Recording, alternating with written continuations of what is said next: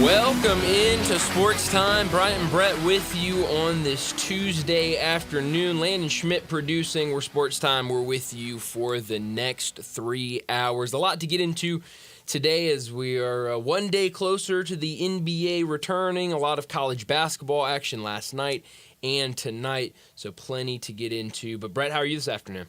Brian, I'm doing well, and you're right. The NBA starts back tomorrow night. Mm-hmm. That's a rescheduled game. That's Charlotte Hornets in Los Angeles play the Lakers. That's a makeup from during the devastating fires back in January. So NBA starts back tomorrow night. Grizzlies start back on Thursday night. Yep. This is about as slow as it gets and will end being slow until around Major League Baseball All-Star break. Yeah, and I think that's the great thing is we've almost done it. You know, we've almost gotten through it, and but you're right, it has been slow. I mean, last night with kind of the usual Monday night slowness of college basketball, not a whole lot of big games out there. It was slow last night. It was slow. Arizona over the weekend. Looked good. Arizona really looked good. But it was a slow night. It was a slow weekend for the most part, especially Sunday evening. So yeah, it's going to be nice to get everything back. And the inevitable kind of slow feeling the weekend after the Super Bowl. Right. That always happens. And kind of the football withdrawals. I say the next time it'll be slow will be around Major League Baseball All-Star Game this year in Atlanta. This year, just like last year, SEC Media Days will coincide with the hosting of the All-Star Game last year in the Dallas Metroplex. And this year it'll be in Atlanta. We know what we're going to be talking about those days. And it's what's going on now in college football and will be, I guess, codified, completed, rolled out, the future announced by then, and will be much discussed at all the media days because of what the SEC, the power play, the SEC and the Big Ten that they're employing. They have the power. They are using it. And, Brian, I've talked a lot of times that the next two big kick points, the next two big dates in college sports or what the contracts are going to look like starting in 26. Well, that's what's being discussed. And these will run through 30, 31 or so. And then 31, and that's when we will really be talking about the consolidation of what I think by then will be two college football leagues. It'll be the Big Ten and the SEC, and they may have SEC North and East and South and West making up about 26, 28, 30 teams. Yeah. And the Big Ten have about the same number. It'll be about 30, 31, 32 teams, frankly, in two conferences. This round of movement consolidation, we're hearing the SEC Big Ten scheduling partnership. Well, the first flaw in it is, that the Big Ten's got 18 teams. Right. The SEC only has 16. So in 2 years, what two Big Ten teams are going to bow out? Definitely probably going to be for that year. But after that, the SEC will be at 18. Yeah, I mean, it feels like a lot is North Carolina and Virginia are on the way. Yeah, it feels like a lot is starting to happen, and obviously the news that came out Sunday night with kind of, like you said, this power play that the Big Ten and the SEC are trying to pull. It feels like that's going to be the first big domino, and then it might all just kind of fall after that. And it feels like a lot of big changes coming to college football. Big changes are coming, and scheduling. The idea of 9 games, we'll get in a lot of this with Brent Beard in about an hour, but you're seeing it reported the reimagining of conference championship weekend. I never could have imagined some of the proposals that are gaining steam and could happen up to 4 playoff games in the Big Ten and the SEC. Yeah. Conference championship weekend. It'll be the 1 versus 2 to be champion, and then the others decide the 4 SEC automatics. Huh. Interesting. So a little tournament. I mean, you got to get creative, I guess. With everything changing, you got to imagine what that's going to be worth in the TV world. Now, one thing that's going to do, I think, would keep the calendar where it is. Sure. That would be first weekend of December, and we keep rivalry weekend the weekend before that on Thanksgiving. I think. But there's a lot up for grabs.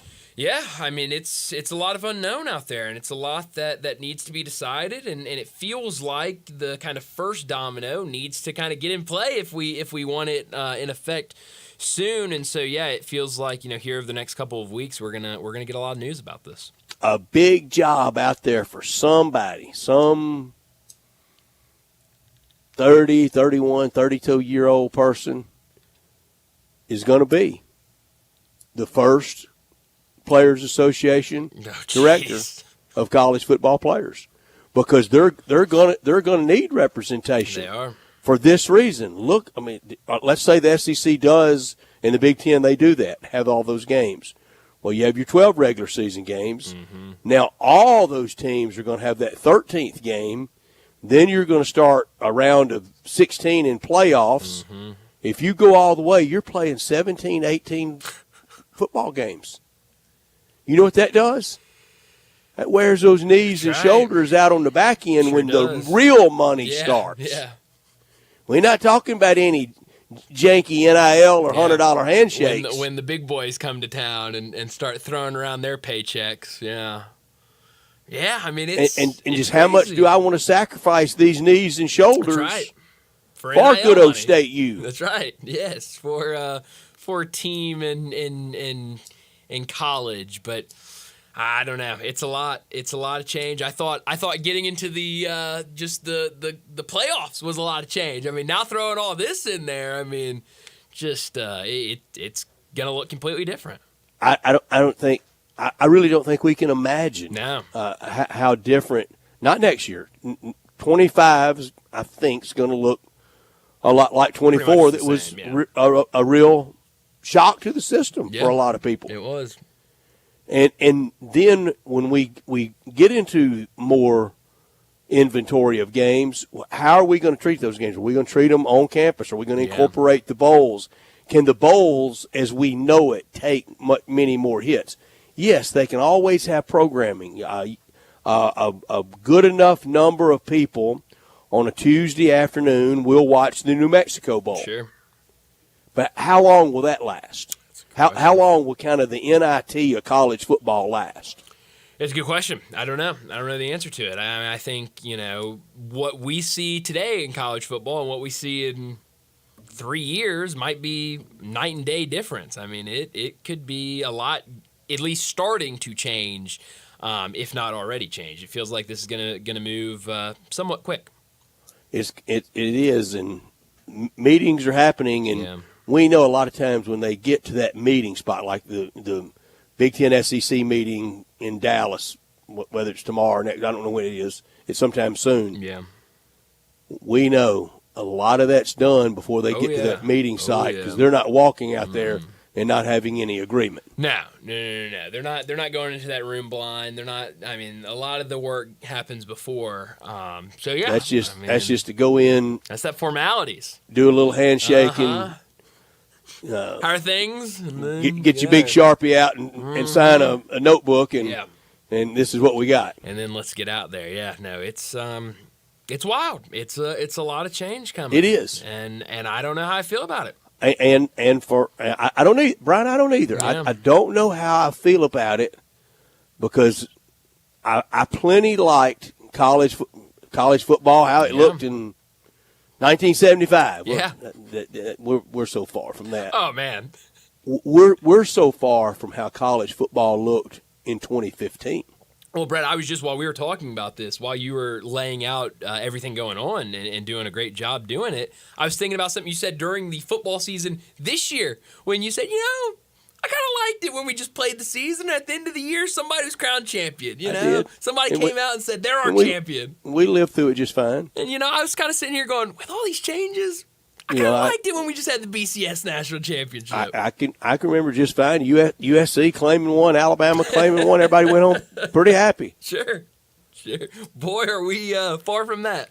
And Brian, I'm not saying by no means have I been right on everything. And some of these changes that I didn't think I would like, I've been okay by. Sure. Liked them a lot more after they actually were in effect. But I didn't like when we went to 12 games, because I was talking then about the knees and shoulders and the wear and tear and man. and for lack of a better term, the depreciation of the bodies, and it's just so many hits you can have. I was opposed to that, and now you look at these schedules, and I was opposed to the NCAA letting every wide spot in the road have a bowl game. Sure, yeah. Man, times are changing, and we'll see. We'll see what happens with all of these changes, and certainly here in an hour, Brent Beard, I know we'll have a great conversation about all. And this stuff. all this, most of, if not all of it, a large share of it, it was going to be driven by just unreal TV rights fees, and but get ready. A lot of that's not going to be 3, 5, 10, and 13. Mm-mm. That's going to be streaming, and it's going to be expensive. Just how much more can the fan do? So in the SEC, well, that sounds great. You're going to have that extra game. So one year you'll get 5 SEC games, and that's when you'll probably go on the road for the Big Ten game.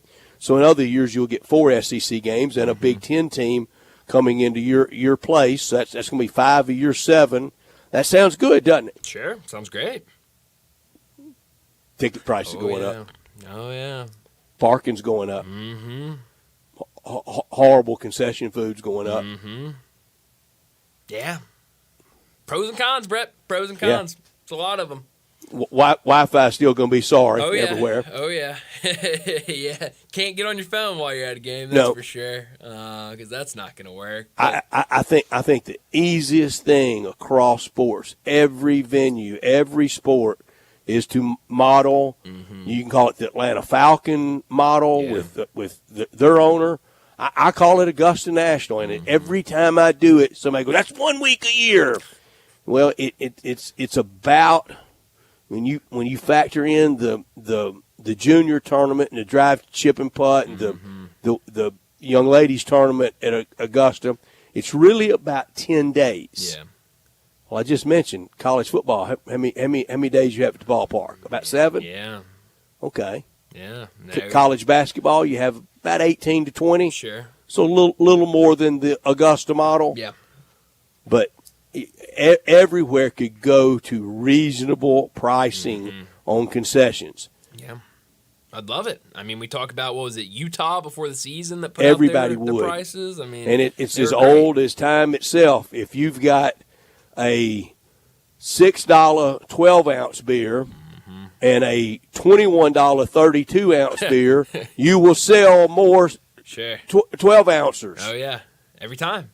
Every single time. But I don't know. But you're right. I mean, it's not going to go down. It's gonna go up. And it's going to go up. Even today, you're seeing the stories out there that the NFL, they can get out of their current TV contracts after 29, and they're looking to do it for more streaming or to go completely streaming. Wow. Yeah. I mean, did you see that story? Let me find it. I missed that. But yeah, I mean, streaming is a huge factor, and streaming is a fancy word for pay-per-view. That's all in the world it is. Yeah.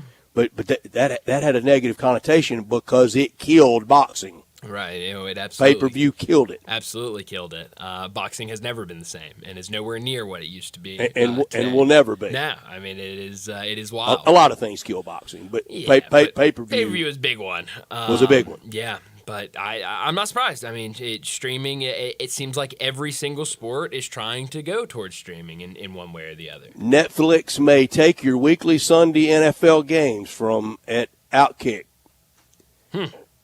Wow.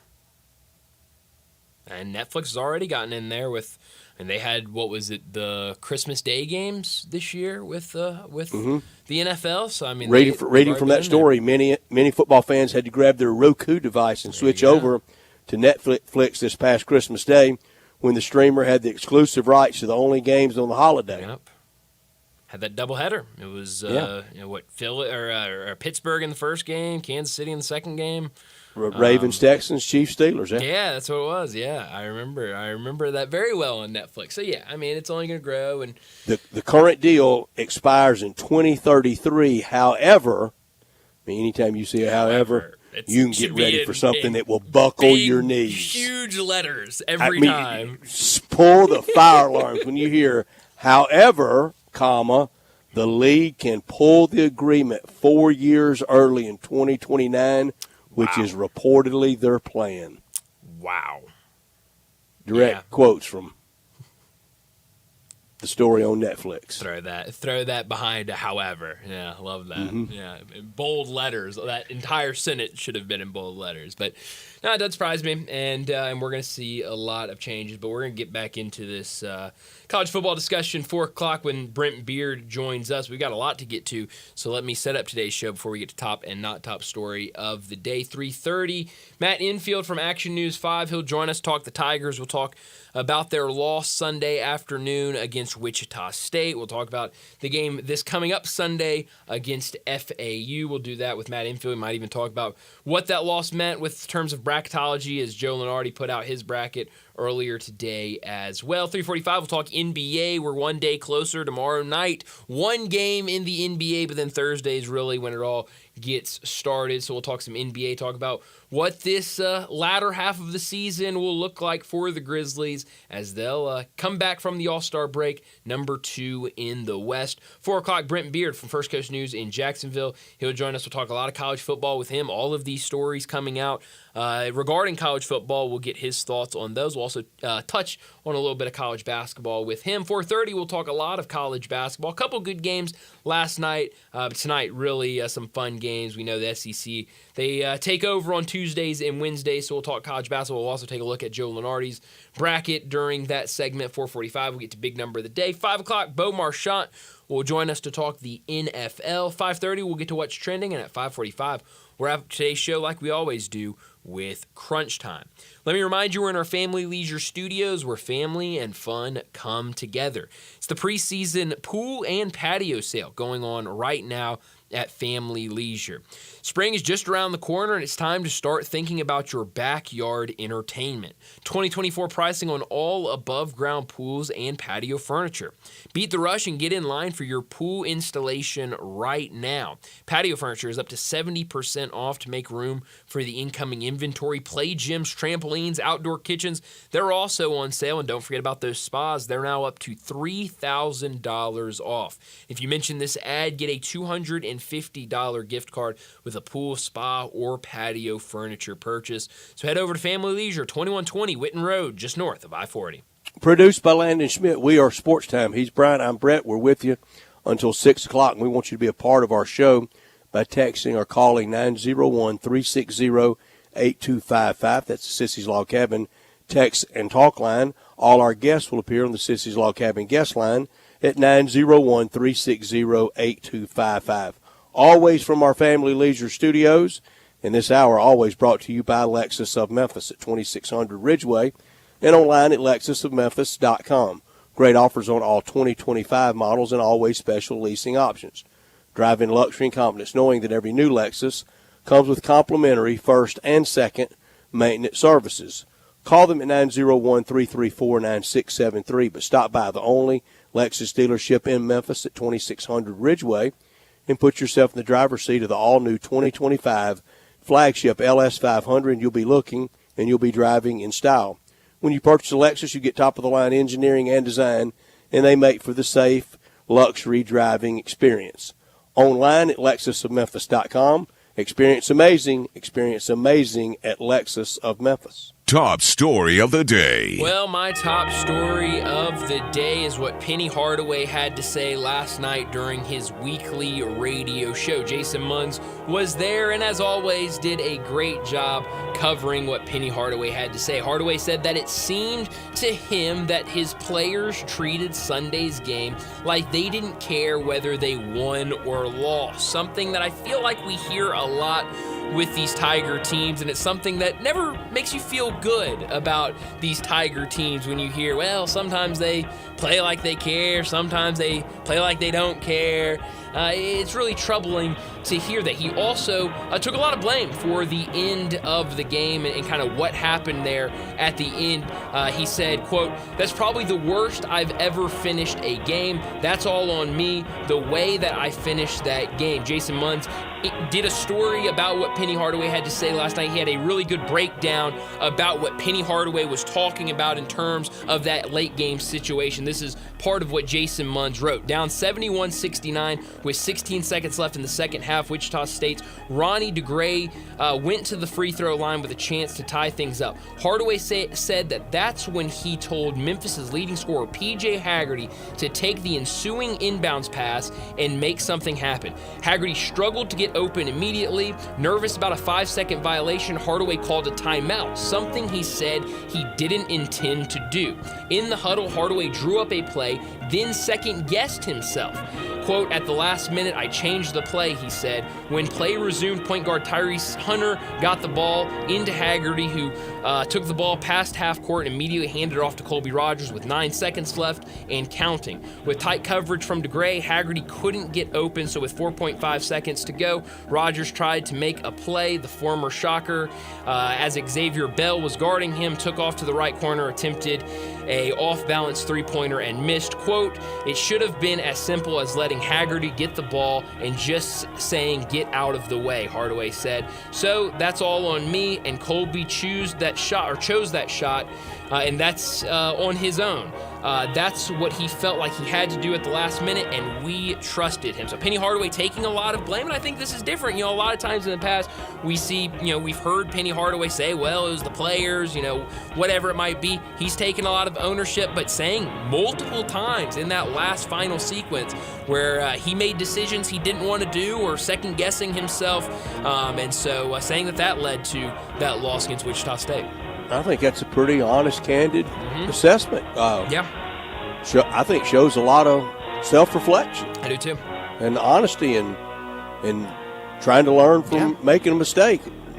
Who among us hadn't made one? Yeah, I mean, all of us have multiple. I've never been in Too a many. pressure situation like that, ever. No. Couldn't you? I could never imagine being a coach in one of those last-second end-of-game situations. I won't crush him at all for that. My top story, these are the dog days of college basketball. August is for baseball. This is for college basketball. Really, this point till we get to the magic month of March. A lot of conference play already behind you, but the games that remain before we do turn to March Madness, they are a must. Everyone trying to catch that spark. Just find something, a little bit like NC State did last year. They found it even after this point on their way to the Final Four. Many, if not most of these games from now on are rematches. The book is out. The tape is in. No secrets. Coaches know every move. You can draw it up the day before about everything everybody's going to do in a half-court set on offense and defense. This is the time to get right, though, in college basketball. This is the point also of no return. Brian, it's official. This is the point in the year. This is who you are. You are who you are, Brett. We finally made it. This is who you are. Season. Yeah, you showed Your it. record's what it is, and this is who you are. It's not a fluke. You're either really good, you're really bad, you're an okay team, mediocre, whatever. You are who you are. Not top story of the day. Well, my not top story of the day, we're getting closer, especially here in about a month when we get to the draft combine, when a lot of the draft talk will start to pick up. But today, Cam Ward made headlines for his quote that he had about the upcoming draft when asked about the, back and forth, who would be taken number one or be the first quarterback taken off the board, how early Ward thought he would be taken. This is what Cam Ward had to say to the Associated Press. Okay, you're either going to draft me or you're not. If you don't draft me, that's your fault. You've got to remember you're the same team that's got to play me the rest of my career, and I'll remember that. Cam Ward, he does not lack confidence, and I love it. I love it from him, and it's going to be the conversation. Who is the first quarterback, and who is the first team to take the first quarterback? We know Landon's Tennessee Titans. A lot of listeners in this area's Tennessee Titans have the number one pick. Our Titans, aren't they? Maybe your Titans. You're you're looking for a team. You gave up on the Lions. Regional area, Landon, right? Go Titans. You, Our Titans. You There gave are up Titans. on the Lions when they lost in the playoffs. Never liked the Lions. That's not they're true, Brett Brian. Nice Titans. You have your, Right. You have your Our Cowboys. Titans. There you go. Right. Yes. But, I don't want Cam Ward. Okay, well, then you're going to have to remember for the Okay, rest I'll remember. of his You career. know the last QB to say something similar? Who's that? Josh Rosen. What is he doing now? Chosen Rosen. I mean, you don't get a nickname like that unless you're There, special. there was a list today. I didn't realize this. 59 quarterbacks started this year in the NFL. 59 quarterbacks got to start. That's 1.84 a team, 32 teams, 59 starting quarterbacks. They ranked them in order.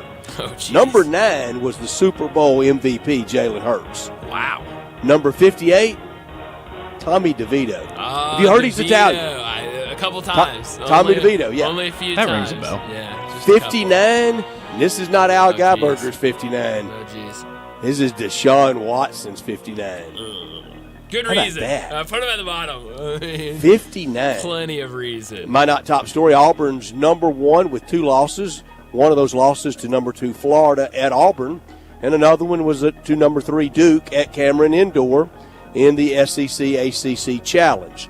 We have a clear distance between 1 and 4. Auburn's 1, Bama's 4. We know how much better Auburn is right now than Alabama.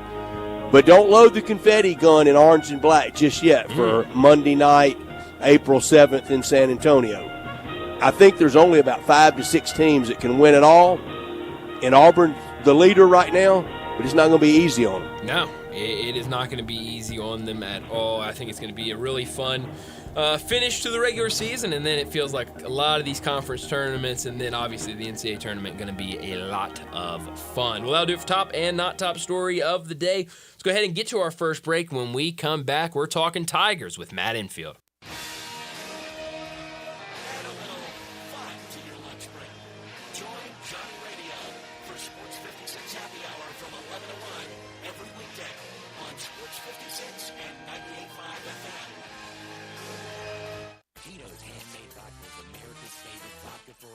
From the first legal distillery in Texas, Tito's is 6 times distilled till it's just right and naturally gluten-free, making it a high-quality spirit that mixes with just about everything. From the smoothest martinis to the best Bloody Marys, beyond the bottle, Tito's has gained a reputation for giving back, teaming up with nonprofits around the world to serve its community and do good for dogs.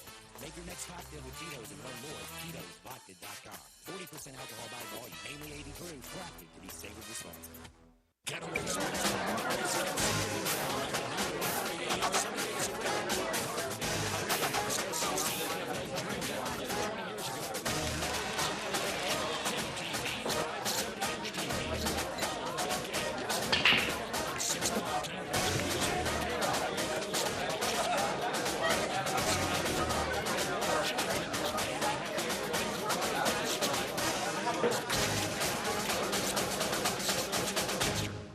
President's Day sales event and Trump Month is on at Gossett Chrysler Dodge Jeep Ram Fiat on the Pike. 24 Dodge Hornet GT all-wheel drive, most powerful gasoline-powered SUV in its class, $27,698. 24 Jeep Gladiator Sport S, $14,191 off MSRP.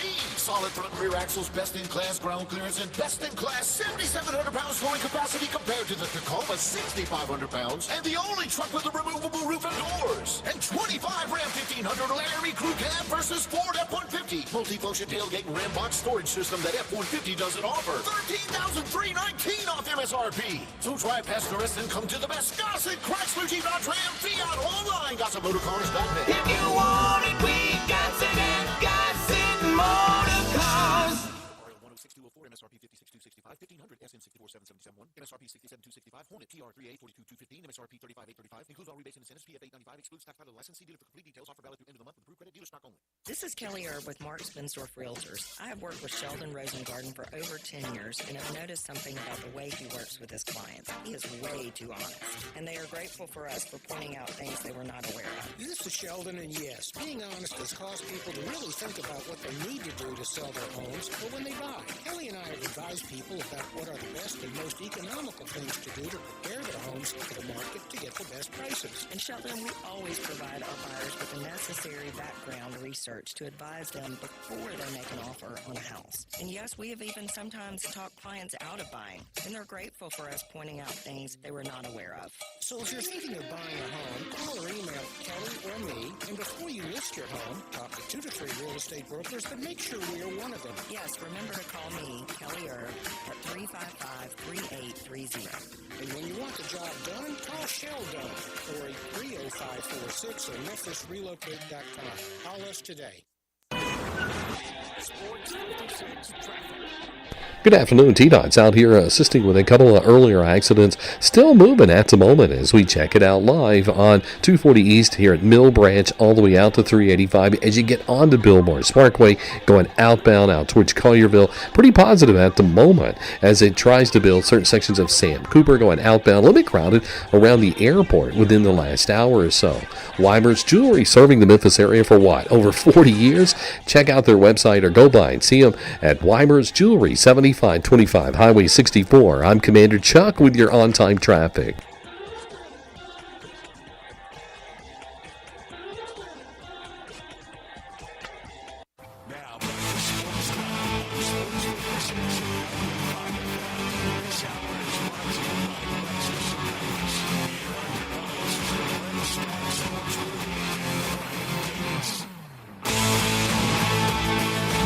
Welcome back into Sports Time. Bryant and Brett with you, and joining us now to talk some Tigers, Matt Infield from Action News 5. He joins us now. Matt, thanks so much for joining us. Let's go back to Wichita on Sunday. Tigers take their second loss in conference play, a game where really didn't shoot the ball well defensively, really struggled. It was the rare nothing from Dane Danger that we have not seen at all since he entered the starting lineup. What stood out to you in that loss Sunday against Wichita? Yeah, I think there are kind of two common threads in both interconference losses, and it feels like it's getting beat to 50-50 balls. Mm-hmm. Obviously, at Temple, the offensive rebounding was a huge issue. Maybe not as much in this game, just in terms of they didn't lose that margin as badly as they did to Temple, but still felt like every time Wichita got a shot up, they were getting the offensive rebound and getting a second chance opportunity at some point. The unfortunate thing is that, Wichita State shot 40% from the field. They were 4 of 21 from 3. They really didn't shoot all that well, but the offensive rebounds kept possessions alive. It gave them extra life that they really shouldn't have had. So, yeah, just disappointing that it's basically the same thing in both of these losses to, frankly, inferior teams that you've already beaten once this season. It's just, Petty said it, losing the toughness battle. That's kind of a big part of it. And you knew that's one of the tougher places in the conference to play, which isn't really a high bar anymore. But you had to know that they were going to be up for this one, and it felt like they kind of wanted it more and gave the extra effort and won more 50-50 balls. It's kind of as simple as that. I know you're right, Matt, and Bryant mentioned it, made note of it, the second conference loss. 5 conference games left. Feels like there's probably at least one more. I don't think more than 2 more. And with that, that's around 15-3, 14-4 if that played out. If they win out, it's 16-2. Matt, there was not a single person in town in October. Now, after that 10-3 non-conference, I think some went to 16-2, 15-3 in conference. But nobody had 16-2, 15-3 in October when you were just kind of predicting what the non-conference would be. And in fact, mine was 8-5 non-conference. They go 10-3, and my conference was 14-4. And it looks like the very bottom will be that. So really, all in all, it's still ahead of where most thought it would be, isn't it?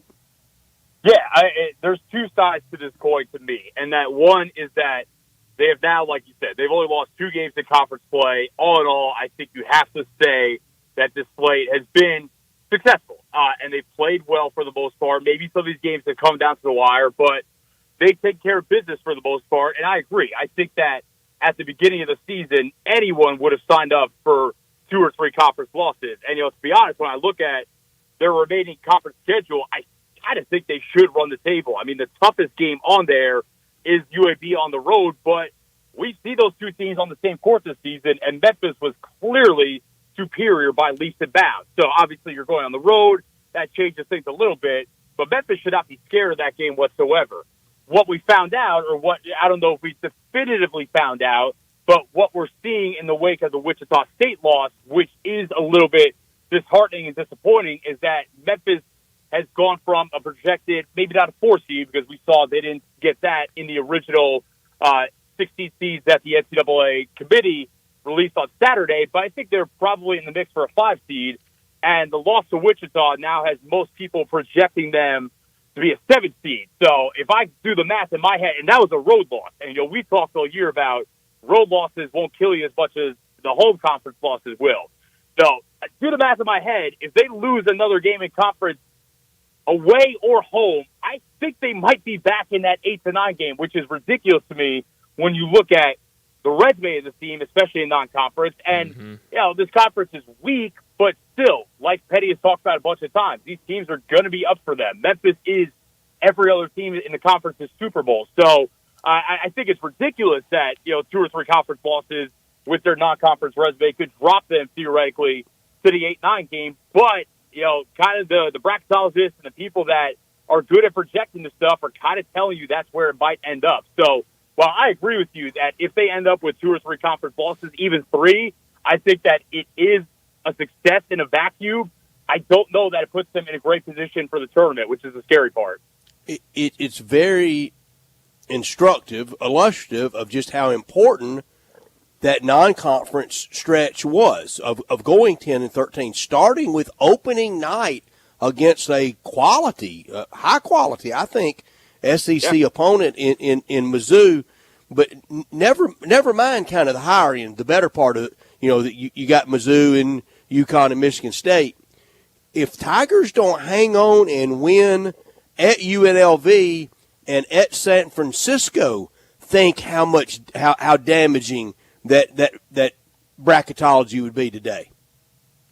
Yeah, even a game like Virginia, which is kind of harem-scarum for a little bit and took a big second-half effort, and that wasn't – obviously that Virginia team is not Virginia of years past, but, yeah, there are a bunch of games on here where you look back and, it feels pretty critical that they won them. Obviously, the Clemson game was a really – that was a high-quality win for sure, especially on the road. But I guess the unfortunate part is that despite all the good in their resume – the people projected this are looking at Arkansas State at home and then Wichita State and Temple on the road and those 3 losses and really dropping them. And I guess it gets into a discussion of, well, is it really better to be in this position 11-2 in the AAC beating up on lesser teams, or would you rather be in a more powerful conference, maybe you're, 8-4, 7-5 a conference, and that legitimately might have them in a better position come March as far as seeding goes, which I think, again, is kind of silly because at the end of the day, they're winning these games. But to say, Petty has said, this conference gets no respect, and we're seeing it once again this year. And to be fair, it is a bad conference, but I think that we have also, the pendulum has swung too far in that direction. Sure. Yeah. I mean, it's a lot because you're right. I mean, the conference gets no credit. And it's shown by these brackets and these bracketologists. Going back to the game, Dane Danger, just a really off night from him. What did you see in his game on Sunday? What have you heard since that game about what might have been going on? I know some people were maybe speculating injury, but it doesn't seem like anything there. It just seemed like an off night, maybe a bad matchup. And I think Tigers got lucky because you had Nicholas Jourdain playing really well, and you had Musa Cisse be able to come off the bench, give you about 30 minutes, and play really well as well. Yeah, Dane wasn't hurt. I just think that as well as he has played, Quincy Ballard is kind of the prototype of big man that can give Dane a little bit of trouble because he is hyper athletic, he is long, and he is strong. So Dane, think about how Dane kind of gets his easy buckets. He bullies his way in the paint, footwork, an array of moves, hook shots, and things like that. kind of tough to get those off against a guy like Quincy Ballard, who is that big, that athletic, and that strong. So, yeah, I just think it was a bad matchup. I think the good thing, if you're the Tigers, is you're probably not going to face many big men like a Quincy Ballard. And on top of that, you kind of have another big guy in that same mold in Musa Cisse, who, in theory, can kind of even out the impact that someone like Quincy Ballard could have. And obviously, he had 19 points, 7 rebounds in that game on 7 of 8 shooting. So he was a monster for sure. I wouldn't be too worried about Dane. Now, it shows that there are matchups that could potentially be problematic. And, Dane has been much better on the defensive end lately, but, it's kind of tough to justify playing him if he's not giving you anything offensively when you have a Musa Cisse on the bench whose primary purpose on the team is to play defense. So I think they'll be fine. He's not hurt or anything. I just think that it was a tough matchup against a player that can negate a lot of his strength above anything. Mm-hmm. Matt, are you surprised? Have you been surprised since Sunday at the reaction to a road overtime loss? The reaction, and I hear people say, well, they have to go undefeated, and Cal did. Yeah, John Calipari did it with a team that went to the national final game. Yeah, and I think that also we have to consider, too, people have talked about, well, those Cal teams went, in Conference USA, which, was probably still better than what this version of the American is. Yeah, it was. I can't say that for certainty, but, people are talking about he still ended up on the 1, 2, 3 line, whatever it was, all those years. One, like you said, went to a team, took a team with Derrick Rose and Chris Douglas-Roberts and Joey Dorsey and just a loaded roster on that team. Took us to the national championship game. Even besides that, I think that the way that brackets are seated now and the way we look at this is so kind of skewed positively or negatively, whatever your own view is, on things like Ken Pom and Bart Torvik and the net and all that. Great. Much more so than it was, 15 Much years more. ago.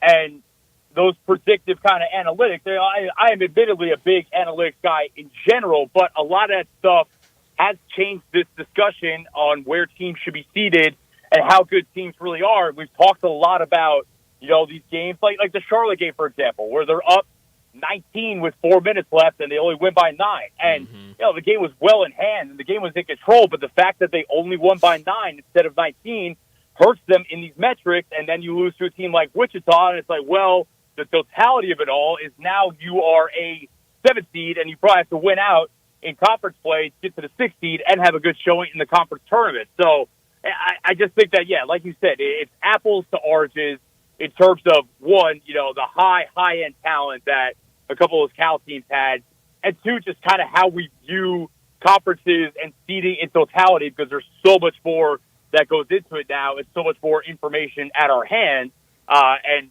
it's just skew things in a certain direction that it probably wouldn't have when he was here. Mm-hmm. Matt, that is just such a great explanation. And what it kind of is doing is all your Santa, all your Christmas presents before you ever open them. And just think how that would take something out of the fun of it and knowing it. I mean, there used to be a time where you didn't exactly know, like we think we do now, we mostly do now. And the Tigers having this kind of year and, up pops a 6 or 7 seed. Okay, fine, let's go.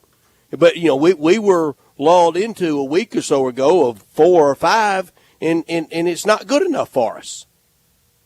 Yeah, and I think that the difficult part of it for them is, where is the benefit here? You run through this non-conference schedule. You had 2 bad-ish losses. Like, Mississippi State's a really good team. The Tigers stunk that day, for sure. Mississippi State's a really good team. So, really, you had, I'll call 1.5 bad losses. You beat all these quality teams, multiple of them on the road or on neutral sites, and yet you get in the conference play, you win the large majority of your games, and the conference is perceived as so bad that even though you have this great non-conference schedule and you win a large majority of your conference games, you have a relatively healthy margin on top of the conference standings, you lose 2, and it feels like it's undone all of their work that they did in non-conference. So what's the balance? Should they just schedule nothing but theoretical cupcakes in non-conference and just go perfect? And but I don't know. But then maybe that doesn't give you the cushion you need for a couple of losses in conference play. It just feels like they are, the conference is almost an anchor around their ankles that I don't know how they escape other than going damn near perfect. So it's a tough equation to figure out. Yeah, no, it really is. And I think you're absolutely right. I mean, a lot of it is you do all the work in the non-conference, you set yourself up really well, but then, you see Memphis have non-conference, all of these quad one wins, and then you get to conference play, you have no quad one, very little quad two opportunities, a lot of quad three, quad fours, while all these other conferences and all these other teams every single night are playing quad ones. So, I mean, it's really tough in this conference, but now Tigers a week off. We'll see how they respond on Sunday against Florida Atlantic. But, Matt, as always, thanks so much for joining us, and we'll talk to you again next week.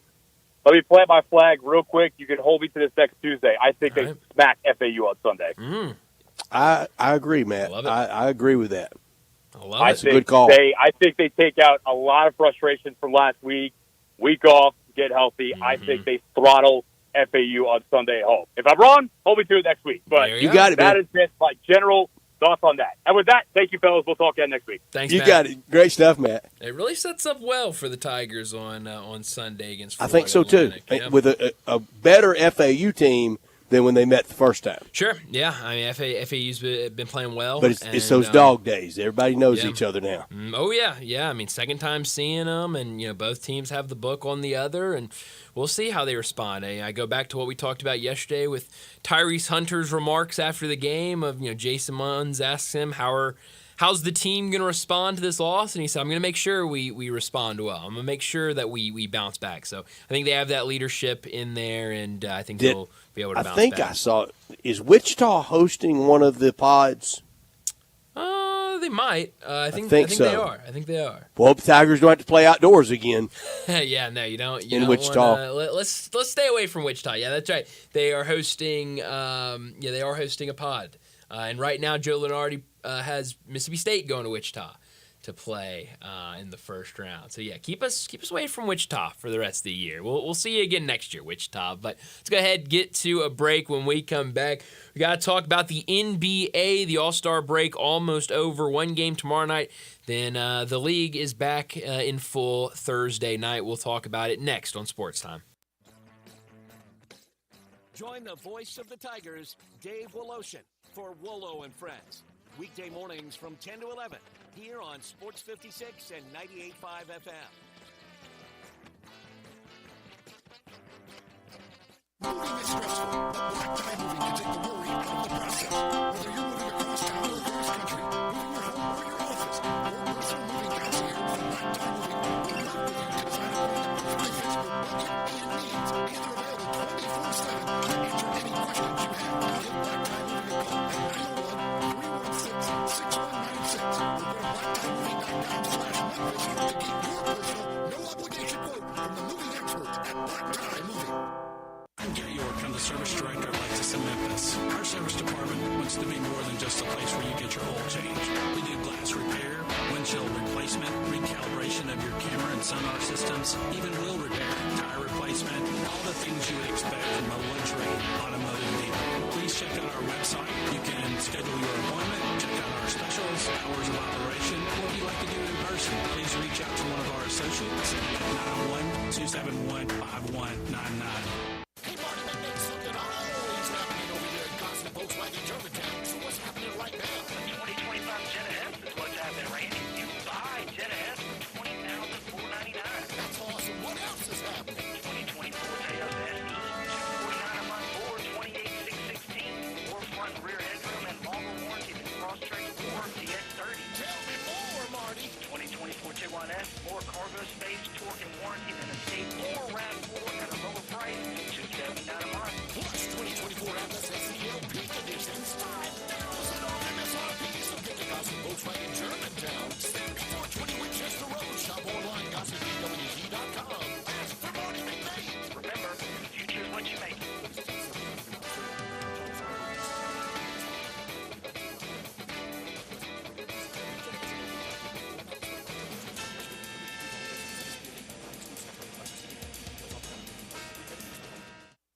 So switch and save with Progressive could save hundreds. With that kind of money,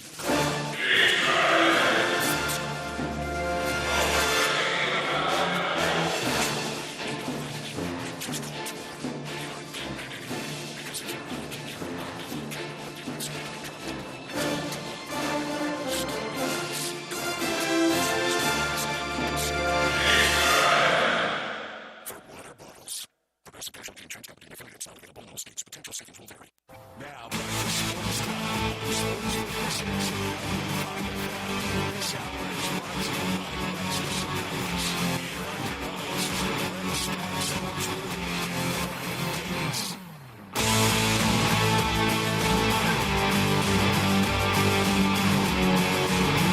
Well, it feels like a lot of people excited for Thursday when the NBA returns, especially to see the Grizzlies back out there in action after what has been a really fun season. You get to the All-Star break, you're second in the West. Things are going really well. You're healthy, completely healthy for the first time in it feels like forever. And now the Grizzlies will try to keep in second. It's going to be hard. I mean, this is the Western Conference. Everyone is at their heels, but it's going to be fun. It's going to be tough, these first 3 games out, all on the road. 3 road games, all against the East Coast or Eastern Conference teams, and we'll see what they do before ultimately returning back to Memphis. Against 3, I think, no doubt, 2 of them, 3 playoff teams. Yeah. I mean, I think all 3 will be in there. 3 tough games, Yeah. I mean, we talked about it last week before the All-Star break when looking ahead. You look at these and Eastern Conference opponents, at least you're not on the road against West, but all 3 of these teams are going to be really tough, especially those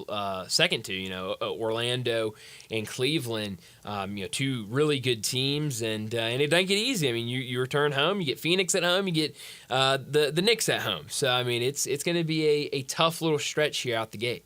28 games left, just 14-14 is a 50-win season. That's right, yeah, and that'd be great. I mean, it has been... Wouldn't it feel a little bit like we're kind of feeling today about the Tigers, though, if it was just a 50-win season?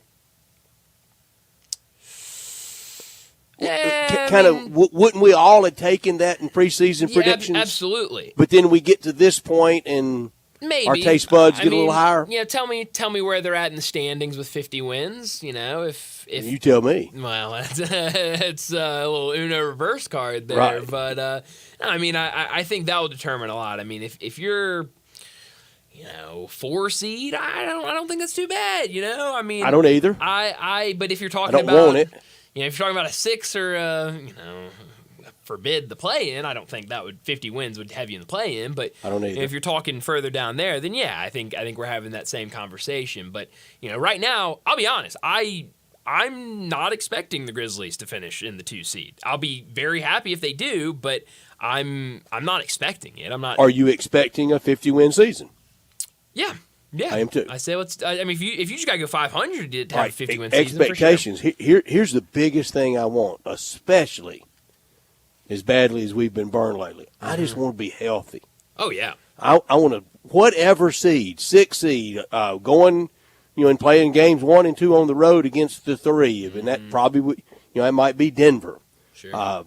Might be the Lakers. Fine, just be healthy, have a legitimate good run at it.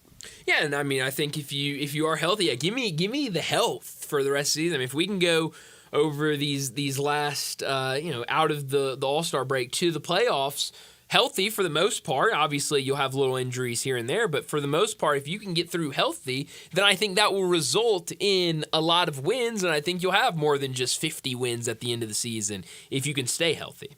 I have in my hands my NBA preseason predictions. Okay, I haven't looked at this in a while. Right.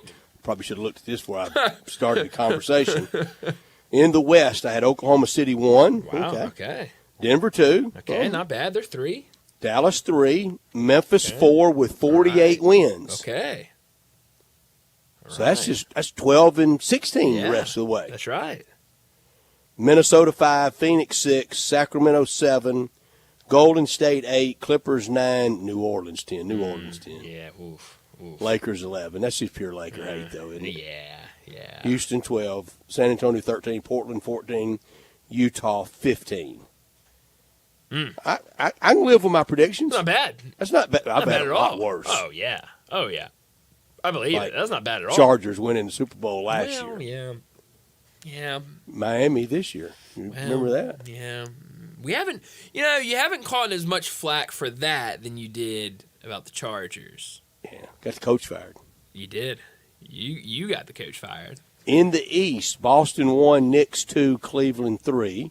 Okay, that's the big 3. Yeah, I mean that's Indiana 4. That's exactly where they are, isn't it? That's right. Yeah. Orlando 5. They're 7 right now. yeah. Philadelphia 6. Milwaukee 7. Miami 8. Chicago 9. Atlanta 10. Charlotte 11. Toronto 12. Detroit 13. That's my big miss. Yeah. Washington 14. Brooklyn 15. I think in the Eastern Conference, when your big miss is Detroit, You get a pass. yeah, I think you're all right there. I think it's really good picking. I think that is really Well, I'm solid. glad I got that out. Yeah, I mean, we were. You have yours, Andy? I do not, and I'm not going to go searching for it. Oh, you I don't? know You what's don't- on there. You don't it's want somewhere. to? I mean, I can find it, but I'm not going to. And I had Denver over Memphis in the Western Conference Finals. I like it. Okay. No, that's not that. I thought that was this year. It's not this year. So yeah, no, we don't have. I thought we had it for a second, but we don't. I was gonna throw it See, out there. I had it somewhat at the ready, old-fashioned way. Yeah, no, I wouldn't bring it up on anything fancy. No, I have nothing fancy. Well, yes, I unfortunately do, and I don't want. I don't think I want to see my predictions. I don't think they're probably very good. So I'm just gonna leave that About a month away from baseball wherever predictions. they're. Oh, I'm ready for baseball predictions. Let's get after it. Month and a half, yeah. Yeah, that's gonna be fun. Teams ready to go, ready to get spring training started. See where Joe Buck's going to do opening day games for see ESPN. that. I did see that. That'll be a lot Love of fun. Yeah, I really liked seeing that. So yeah, it's right around the corner. So that will be a lot of fun when that gets started, and we'll see how those predictions go. But how about this? I'll make a promise to you, Brett. By what's trending, I'll have my NBA predictions, and we can take a look at them. We can see. How hard one? Okay. On Joe Buck's tombstone that I hope is not written for 40 more years. Yeah. It's got Take him dark up to about awful 95 soon. years old or so. Yeah. What sport would say he was a blank announcer? Baseball, football, basketball, jeez. golf. What would it say? Give me one. I think it'd be football. I mean, but it's close. Baseball. I wanted to say baseball, but Son of Joe Buck or Jack Buck cut his teeth on his baseball scorebook. yeah. I mean, it could be any of those, really. And in those years on Fox, which was our only way to watch national games. Yeah. So that's gonna be a lot of fun. I really thought it was really cool seeing that. But we need to go ahead and wrap up this hour. Get to a break, and when we come back, a whole lot to talk about college football and college basketball. We'll do it with Brent Beard.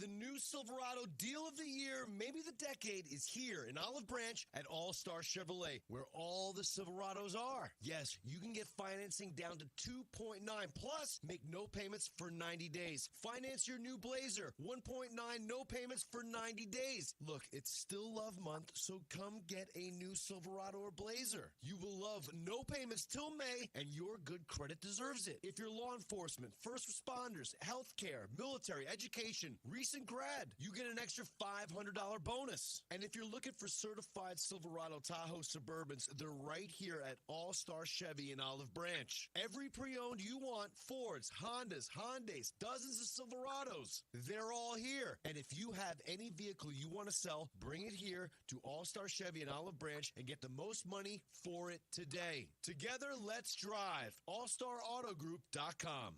Eczema flaring up again. We have good news. Exoderm. If you or someone you love suffers from eczema or dermatitis, get Exoderm, the common sense answer for eczema. This stuff really does work. Exoderm contains the #1 doctor-recommended ingredient in a clean hypoallergenic cream with no harsh additives. Take back control of your eczema with affordable, fast-acting Exoderm Flare Control Cream. Exoderm. It's in the first aid aisle of your local drugstore, supermarket, or big box store. I'm Sean Sewer with XMC Technologies, your local source for the best in office technology for over 30 years. We believe that being a technology partner means meeting our clients' needs as they change over time. That's why I'm happy to share that we are now Visual Edge IT. As cyber attacks continue to be a growing threat, our customers are asking for more cybersecurity and ransomware protection. For more information on how to protect your office, visit us at visualedgeit.com or call us locally 901-737-8910. Sports 56 traffic. Good afternoon. Traffic volume increasing on 385 Bill Morris Parkway going outbound. It has really picked up the last few minutes. Certain sections of Sam Cooper going outbound. It's moving at the moment as we check it out live on 40 East over here at Warford, even passing Hollywood all the way over to White Station. That still looks pretty good at the moment. Hey, if your yard needs some help this time of the year, don't worry. Lawn Solutions, they'll help you out. They got 30 years experience. Call Lawn Solutions right now at 867-5626. I'm Commander Chuck with your on-time traffic.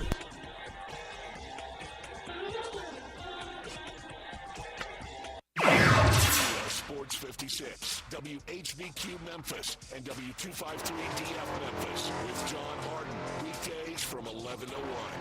College football talk every Tuesday with Brent Beard, Heisman voter, and on Twitter X at Brent Beard. SEC, ACC, AAC. We talk it all with Brent. Here's Brent Beard with Brian and Brent.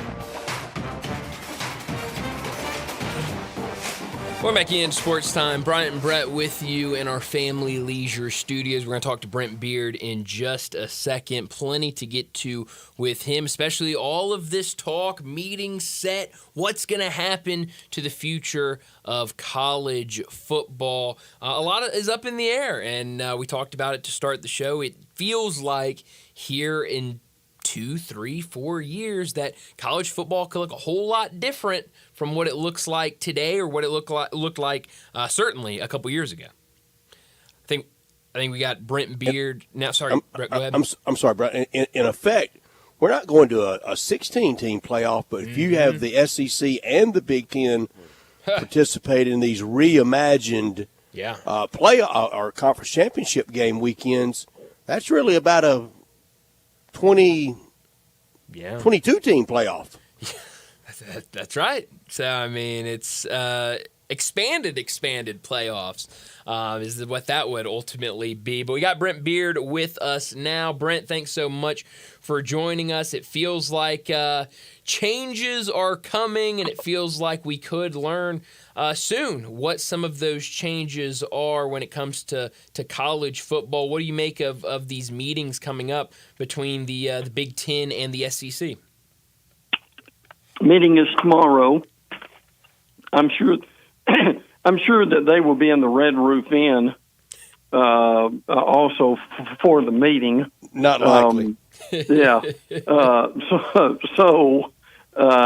Look, this is the biggest thing going on, and it's escaped a lot of folks because it is the future, and people are rightly so focused on the SEC basketball at this point. But I think this was, and obviously has been coming. I think obviously it's either 14 or 16. I won't be surprised at all if they go to 16. They have a little more wiggle room, I guess, if that's what they want to call that. But I think a lot of this is the SEC flexing its muscles. Then they didn't get what they wanted in the previous playoff. They want 4 teams. Big Ten wants 4 teams, and I think it's quite interesting that they're meeting before everyone else, and then you've got basically your the other appropriate committees who are going to meet. ACC, I believe, met last week with their athletic directors. Big 12 meets coming up. So we will know soon. And as far as where we're going And look, they've got to go ahead and map this out. So really, the sooner they get to it, the better. Yeah, it's time to get things done. Brent, I know why they have the Big Ten. The SEC felt like it needed a partner and really never had a great working relationship with Kevin Warren. Much better with the current Big Ten commissioner. But why would Greg Sankey? Why would he agree to the 4 automatic qualifiers for the SEC, the same as the Big Ten? And before everybody starts telling me the last 2 years, I know 2 years. I'm talking about over 25 years. The long, long march of history. There's not been 4 representative Big Ten teams needing to be in any bracket when a lot of years it's been 6 or 7 SEC. Why would he, out of the gate, agree to kind of proportionality with someone that hadn't been proportional? I'm just wondering if he thinks, now help me on this, you've got the 4, and they're going to have, for lack of a better word, wild cards. So what is, so I haven't seen any language yet that doesn't say the SEC could get a wild card or 2, and in essence end up with 6 teams? How feasible, I'm wondering, would that be? Yeah, and the Big Ten could as well. And there could also be those years that 4 for the SEC, 4 for the Big Ten, 2 for the ACC, 2 for the Big 12. The Big 12 and the ACC got more than just 2. Mm-hmm. Yeah. Oh, well, true. But if we're going with the best, and I hope we do that, and we rank them 1 through 16. Yes. Yeah. I mean, I think. And now, if I read this right, with the information out on it so far, that the committee would have, for lack of a better word, the committee would have less to do because they would use their own rankings for, say, the top 16 teams in their own rankings. Right. I think they're trying to de-emphasize the committee, and I mentioned right when we were bringing you on, they're talking about in the reimagining of conference championship weekend, you have 1 versus 2 in the SEC play, and that would be the SEC champion and probably the number 1 seed. But you would even have other games that's how you would decide the automatic qualifiers. You would have 3 versus 6 and 4 versus 5. Yeah. And the 4 spots got in. Well, I found that interesting. However, that's going to work out. I knew the championship game wasn't going away. And where would those games be? Yeah. I mean, that wouldn't all be in Atlanta. And that's where an enterprising bowl should be going out there saying, let us be the host of 3 versus 6. Yeah, well, and we call it the Liberty Bowl. Yeah, I know. Yeah, and I know another bowl called the Gator Bowl. Exactly. That could get involved in that. And New Nashville, Music City, would definitely want to be involved in that. Yep. Well, that's an astute point, Brad, because this would give some of these cities who are pining for a game like that for relevancy. No doubt about it. Yeah, absolutely it would. Well, now my question is, and I've also seen a little bit about would the 2 games that you mentioned, would they try to, would they entertain playing those games at the higher seeds home stadium? I think they would entertain it, but I know what's going to really win it is who's got a better bid.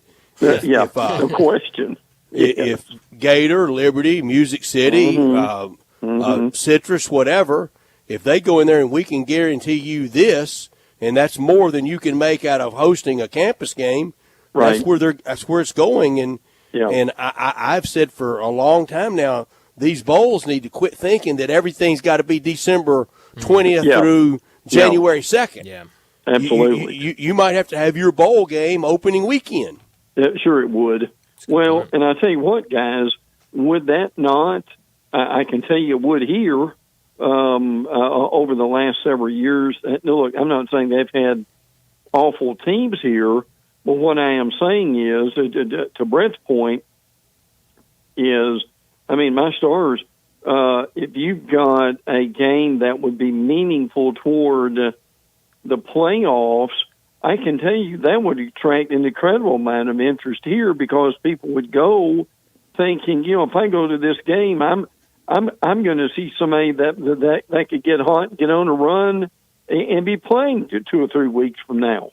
Yeah, it's a really good point because Brett, we were talking about it earlier about, with all of these changes, could we see the end of a lot of these bowl games, and certainly for the lesser ones, but, even the conversations here, and I'm sure similar conversations down there where you are, Brent, of kind of where are these kind of bigger bowl games, Liberty Bowl, Gator Bowl, where are they in terms of, the college football playoffs? If it expands, will they be a part of it? And so that could certainly help. But it does feel like all of these moves, and it feels like we've been talking about this could be the end of some of these smaller bowl games that we see on Tuesday afternoons at 2 o'clock on ESPN. Yeah.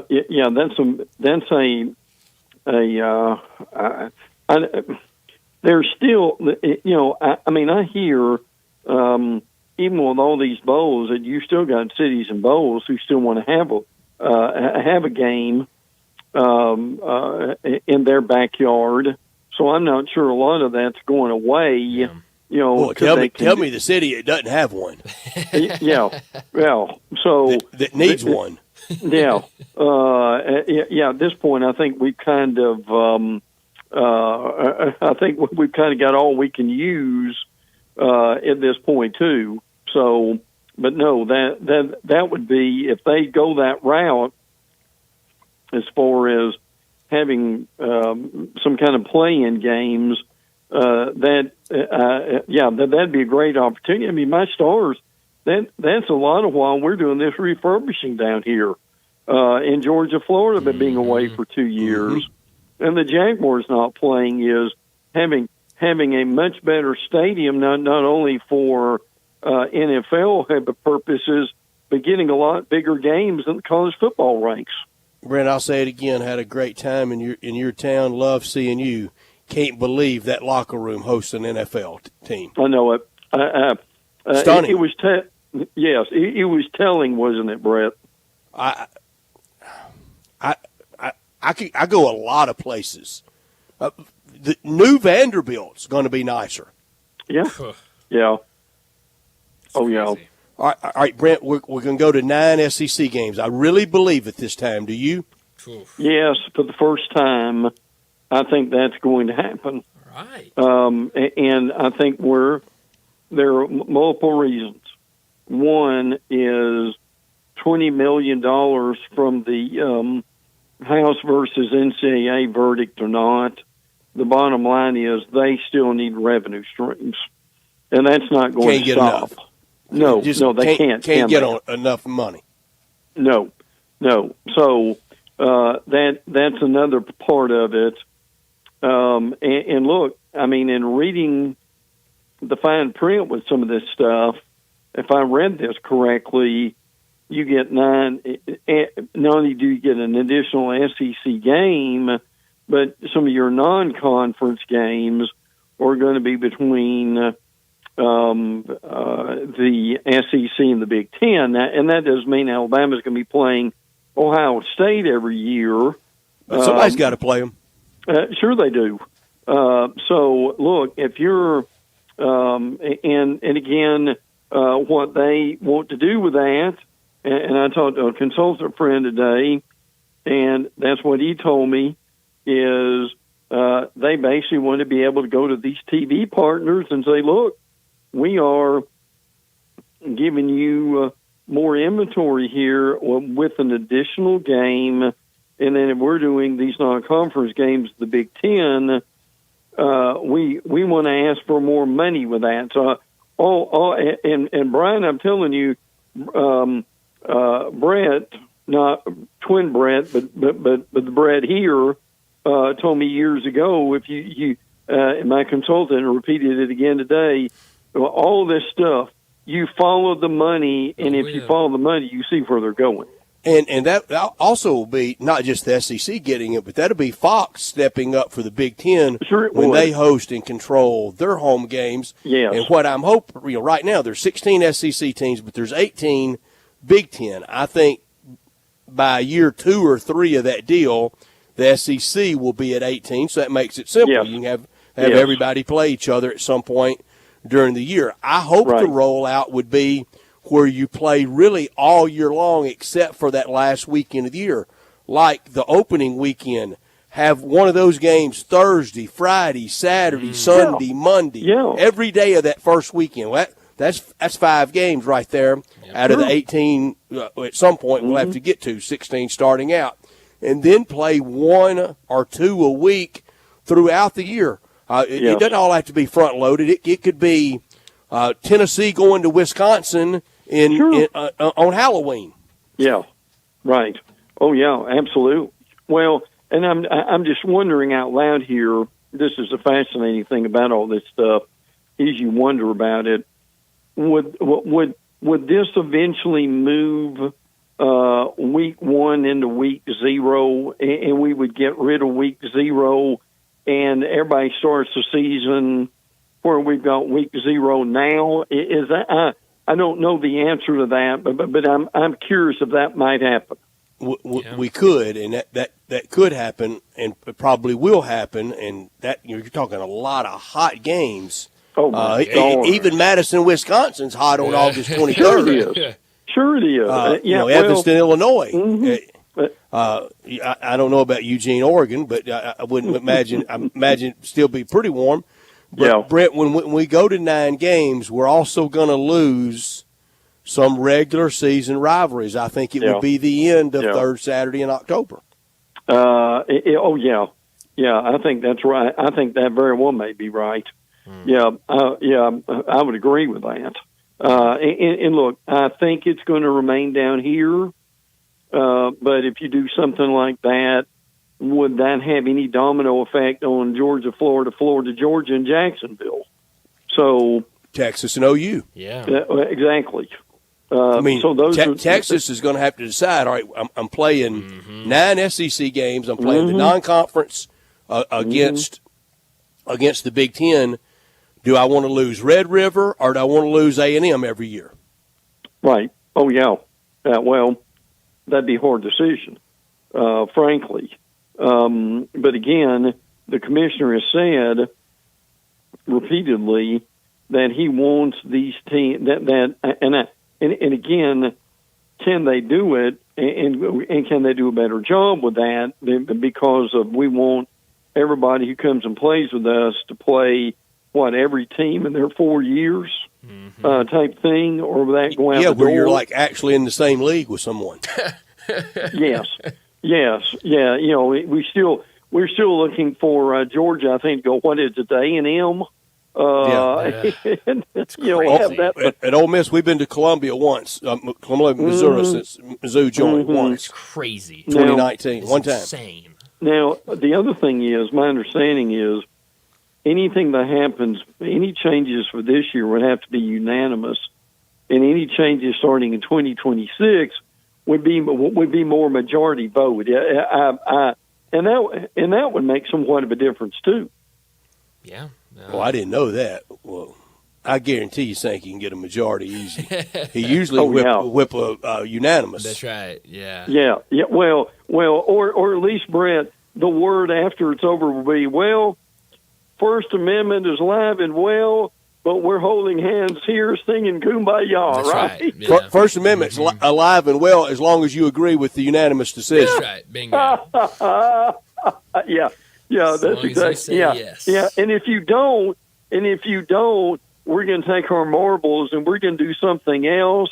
And if you don't, you will really pay on the scheduling. You sure will. You want to open at Kentucky in basketball every year? That's how you do it. Yep. Oh, yeah. Well, you want to open at LSU every year in baseball? Okay. Go against me. Yeah.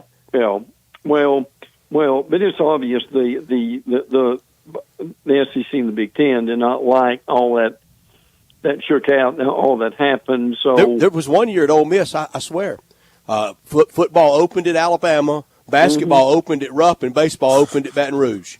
Is that right? Well, what dumb luck! Wow. Oh man, hey, it fell out like that. Yeah, uncanny, isn't it? Yeah. And I think women's basketball opened at Stokely or at Thompson Bowling against Tennessee. Wow. Holy cow! It's just amazing. It's just amazing luck of the draw, isn't it? How'd that happen? You look up and it's just like that. You talk about if the SEC moves to 9 games, the scheduling agreement with the Big Ten, something Brett and I talked about yesterday. Those other 2 games, you would like to see something, but it feels like you're going to see a whole lot more of what everyone hates in the SEC: the Citadels and the Furmans, and the Presbyterians on the schedule. It feels like that's going to be. And even I'm a good backslide Presbyterian, and I don't want to see them. Well, but I think with this, it would at least help me on this. It would at least cut it down from what 4 to 2, something like that on a regular basis. Could I think I know it's the same thing, but psychologically, fans gripe a lot less if those cash for clunker games, for lack of a better word, or played in September rather than November. Sure, yeah. Yeah, I far prefer that, the thrill of opening weekend if you got to do that. If you got to play in Ole Miss last year, we did. We played Furman opening weekend. Yeah. We could have played Halifax, Nova Scotia, and people were ready to go watch them play. That would have been interesting. There's no doubt about it. I would have been there for that one. You better watch your defensive line, though. They really got a good get-off at Halifax, Nova Scotia. Right. Well, you can throw out the records. Pull the records out when you're playing them too. Okay, Brett, the year Ole Miss played Presbyterian, played them like in November. And Dr. Calvin, the good Presbyterian that he was, a lot of things were preordained, predestination. Yes. And I said, this final score is predestined. It's going to be about 55-0. Yeah. Hey, you could have said it'd have been 666 ordained. Right. That too. Right. Well, yeah. Well, but look, the bottom line with this stuff, as Brian said a little bit ago, this is a big month for college football, and and look, good well, these guys have been doing their homework, and they are ready to present. And I mean, we're going to know something. I agree with you too. I think we're going to know something a lot sooner than later. Yeah. It feels like these meetings are going to happen, and we're going to know something pretty soon after that. But as always, Brent, thanks so much. Always a ton of fun Thank you, getting Brent. you on here, and we'll do it again next week. Good. Can't wait, guys. Always enjoy it. Take care. Thanks, Brent. You got Brent Beard with us talking college football and college basketball every week from down in Jacksonville at First Coast News. Brian, here's my plan, and I've had it for a while.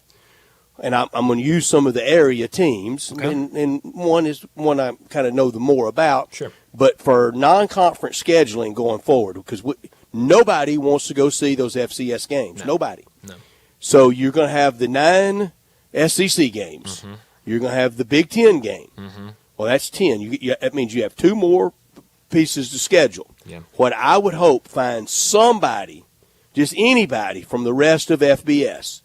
I mean, I know everybody can't play Eastern Michigan and everybody can't play Ball State, but find somebody that you'll pay to come in and be the sacrificial lamb. Sure. Then that next game, find somebody from the neighborhood and like at Ole Miss or Mississippi State, even Alabama, get in a 2-year deal with Tulane, Southern Miss, Arkansas State, UAB, Middle, those type teams, Troy, those type teams from the general area, and play those teams. Yeah, no, I would love to see that, and we talked about that a little more. And I think, Brent brought up a good point. It's a lot easier throwing one of those FCS teams on the schedule first week of the season. You never like to see them in, November when, everything is off and rolling. But, you look at a lot of these schedules and, I'll just use Arkansas. I have it in front of me. Last year, UAB. Very easy if we get to this point. And you have the 9-game SEC schedule. You have the 1 game with the Big Ten keeping. They're probably not going to like doing that because every game is tough, and then you got another FBS team on your schedule. But having a UAB on your schedule, Tennessee had Kent State on their schedule this year. I think you can do it and still have FBS, games that, much respect to UAB and Kent State, are very winnable games, will be easier games, should be one game. If you don't, it's on you. It's not on scheduling them. Exactly. And I think for Arkansas, Tulsa, I think they have a agreement to play Tulsa coming up in the future. I think that's right. So, last year Arkansas played Oklahoma State. Sure. That was Power 4. Sure, but I think you can still be able to do it, and and have. Alabama with USF the last few years. Now it's been scary both those games, but Alabama and USF. That's a game that Alabama every year should win, and I think you can still have those type of games on your schedule. Now, if I'm the AD at those places, like Ed Scott at Memphis. Mm-hmm. Everybody knowing everybody's business. Look, I know y'all just got this new sweetheart deal with all these games. Oh, yeah. Us going on the road. Yep. That just went up to about $2 million. Why not? Yeah. All these ADs, they got to be business people in those rooms. They got to make those business decisions. If you want a little break on the $2 million, let's talk tying in some basketball. Sure. Oh yeah, I'm always down for that. You tie in a little bit of basketball here, and I trusted he would do that. I definitely do. I trust Dr. Scott would do that. The new Silverado deal of the year, maybe the decade for sure. This part of the 21st century. It's at All-Star in Olive Branch, where all the Silverados are. You can get financing down to 2.9 plus, make no payments for 90 days. Finance your new Blazer at 1.9, no payments for 90 days. It's still the month of love, so come get a new Silverado or a Blazer, and you'll just love it at All-Star Chevrolet. You'll also love no payments till May. Your good credit deserves it, and you get it at All-Star. First exit on Highway 78, cross into Mississippi, Kraft Goodman Road. And if you're there, and if you're law enforcement, first responders, healthcare workers, educators, recent grad at military, an extra $500 bonus back instantly. If you're looking for a certified Silverado, Tahoe, or Suburban, they're right there at All-Star Chevrolet in Olive Branch on Highway 78. Every pre-owned you can imagine, Hondas, Hyundais, Fords, dozens of Silverados. And if you have any vehicle you want to sell, whether you bought it at All-Star or not, bring it to All-Star, and you'll get the most money back for it today. Together, let's drive to All-Star Chevrolet in Olive Branch. For more information, go to allstarautogroup.com. Let's get to another break. When we come back, we got to talk some college basketball. Joe Lunardi, he put out an updated bracketology today. We'll talk about that. We'll also talk about the action in the SEC that starts tonight. We'll do that next on Sports Time. Broadcasting from the Family Leisure Studio, we are Sports 56 and 98.5 FM. The President's Day sales event and truck month is on at Gossett Chrysler Dodge Jeep Ram Fiat on the Pike. 24 Dodge Hornet GT all-wheel drive, most powerful gasoline-powered SUV in its class, $27,698. 24 Jeep Gladiator Sport S, $14,191 off MSRP. Solid front and rear axles, best-in-class ground clearance, and best-in-class 7,700 pounds towing capacity compared to the Tacoma 6,500 pounds, and the only truck with a removable roof and doors. And 25 Ram 1500 Laramie Crew Cab versus Ford F-150. Multifunction tailgate and Ram box storage system that F-150 doesn't offer. $13,319 off MSRP. So drive past the rest and come to the best Gossett Chrysler Jeep Dodge Ram Fiat online. GossettMotorCars.net. If you want it, we got it at Gossett Motor Cars. RL 106,204, MSRP 56,265, 1500, SN 64771, MSRP 67,265, Hornet TR 3A 42,215, MSRP 35,835, includes all rebates and incentives, PF 895, excludes tax title license, see dealer for complete details, offer valid through end of the month with approved credit, dealer stock only. I love my wife, but like most couples, we have different sleeping needs. One of us likes it warm, and the other prefers to stay cool. You can probably guess who's who.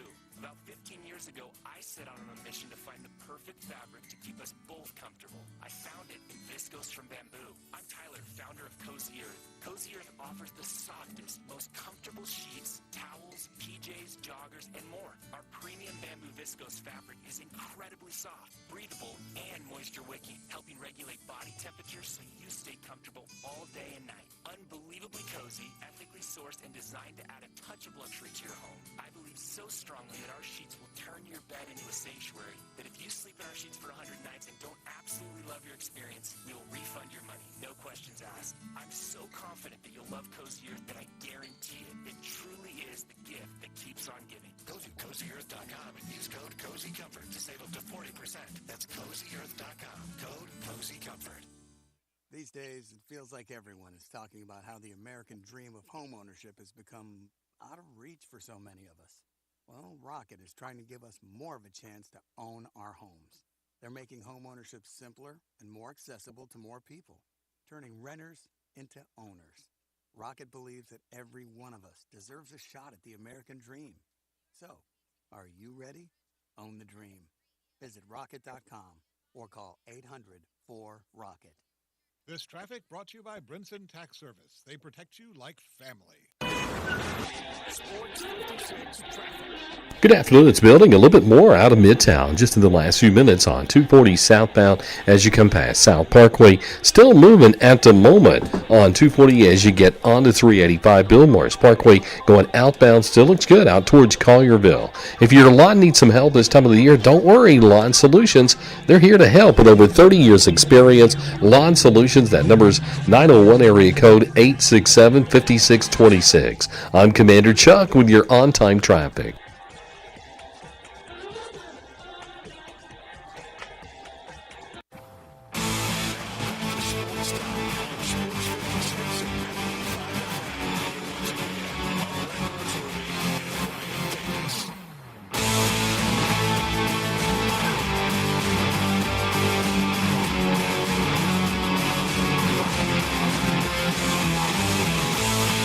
Well, it is a Tuesday, so you know what that means. Our guy, Joe Lenardi, he never lets us down. He's always got an updated bracketology for us, and today he has the Tigers down to the 7 line, has them playing BYU in their first Wichita round game. Oh, is that game in Wichita? Oh, yes. Wow, it is. So when I was looking earlier, I saw the other pod that's in Wichita. I did not see, and I was looking, I go, there should be another one, and I guess I overlooked it. Wow. So no, I don't want this one. No. I don't like Joe Lenardi's bracketology. Keep us out of Wichita. I don't know if I like this one today as much as I have the ones before today. No. I don't know if I want to see BYU. 7 Memphis against 10 BYU winner would get the winner of 2 Texas A&M, 15 Montana. Yeah, no thank you. I'll take some of those other bracketologies. Those ones that have Vanderbilt in there, I'll take those. A potential Memphis versus the Grizzlies game, though. That's if right. Montana upset A&M. That's right. Yes. So the Memphis Grizzlies game, that would be something. But 13 from the SEC. Yeah. Arkansas in, Georgia first 4 out. Yeah, Arkansas and Oklahoma. Neither are very good. No. Neither are very good. But Arkansas and Oklahoma just barely hanging on. It feels like. I know Oklahoma's not very good. Just with, their nails clinging on to the bracket. But yes, now Georgia on the outside looking in. It feels like that's going to stay the same. I don't see Georgia finding anything to get them back into the bracket. Don't know how good Texas and Vanderbilt, how good they really are. Their last 4 byes, but you got to have the teams in there, and sure. You look at the team sheets of the teams from the SEC against those, and it's simple. If you did blind resume, you'd pick that SEC team, of course, without ever looking at the brand. Yeah, it's just so hard to see anything else other than this SEC with how good it is, how strong it is, and you look, we mention a lot of times, those quad 1 and quad 2 opportunities. You look at a team like Texas or even a team like Vanderbilt, and just being in the SEC. Right now, 4-8 in quad 1. Yeah, it's a very negative record, but they have all of those opportunities.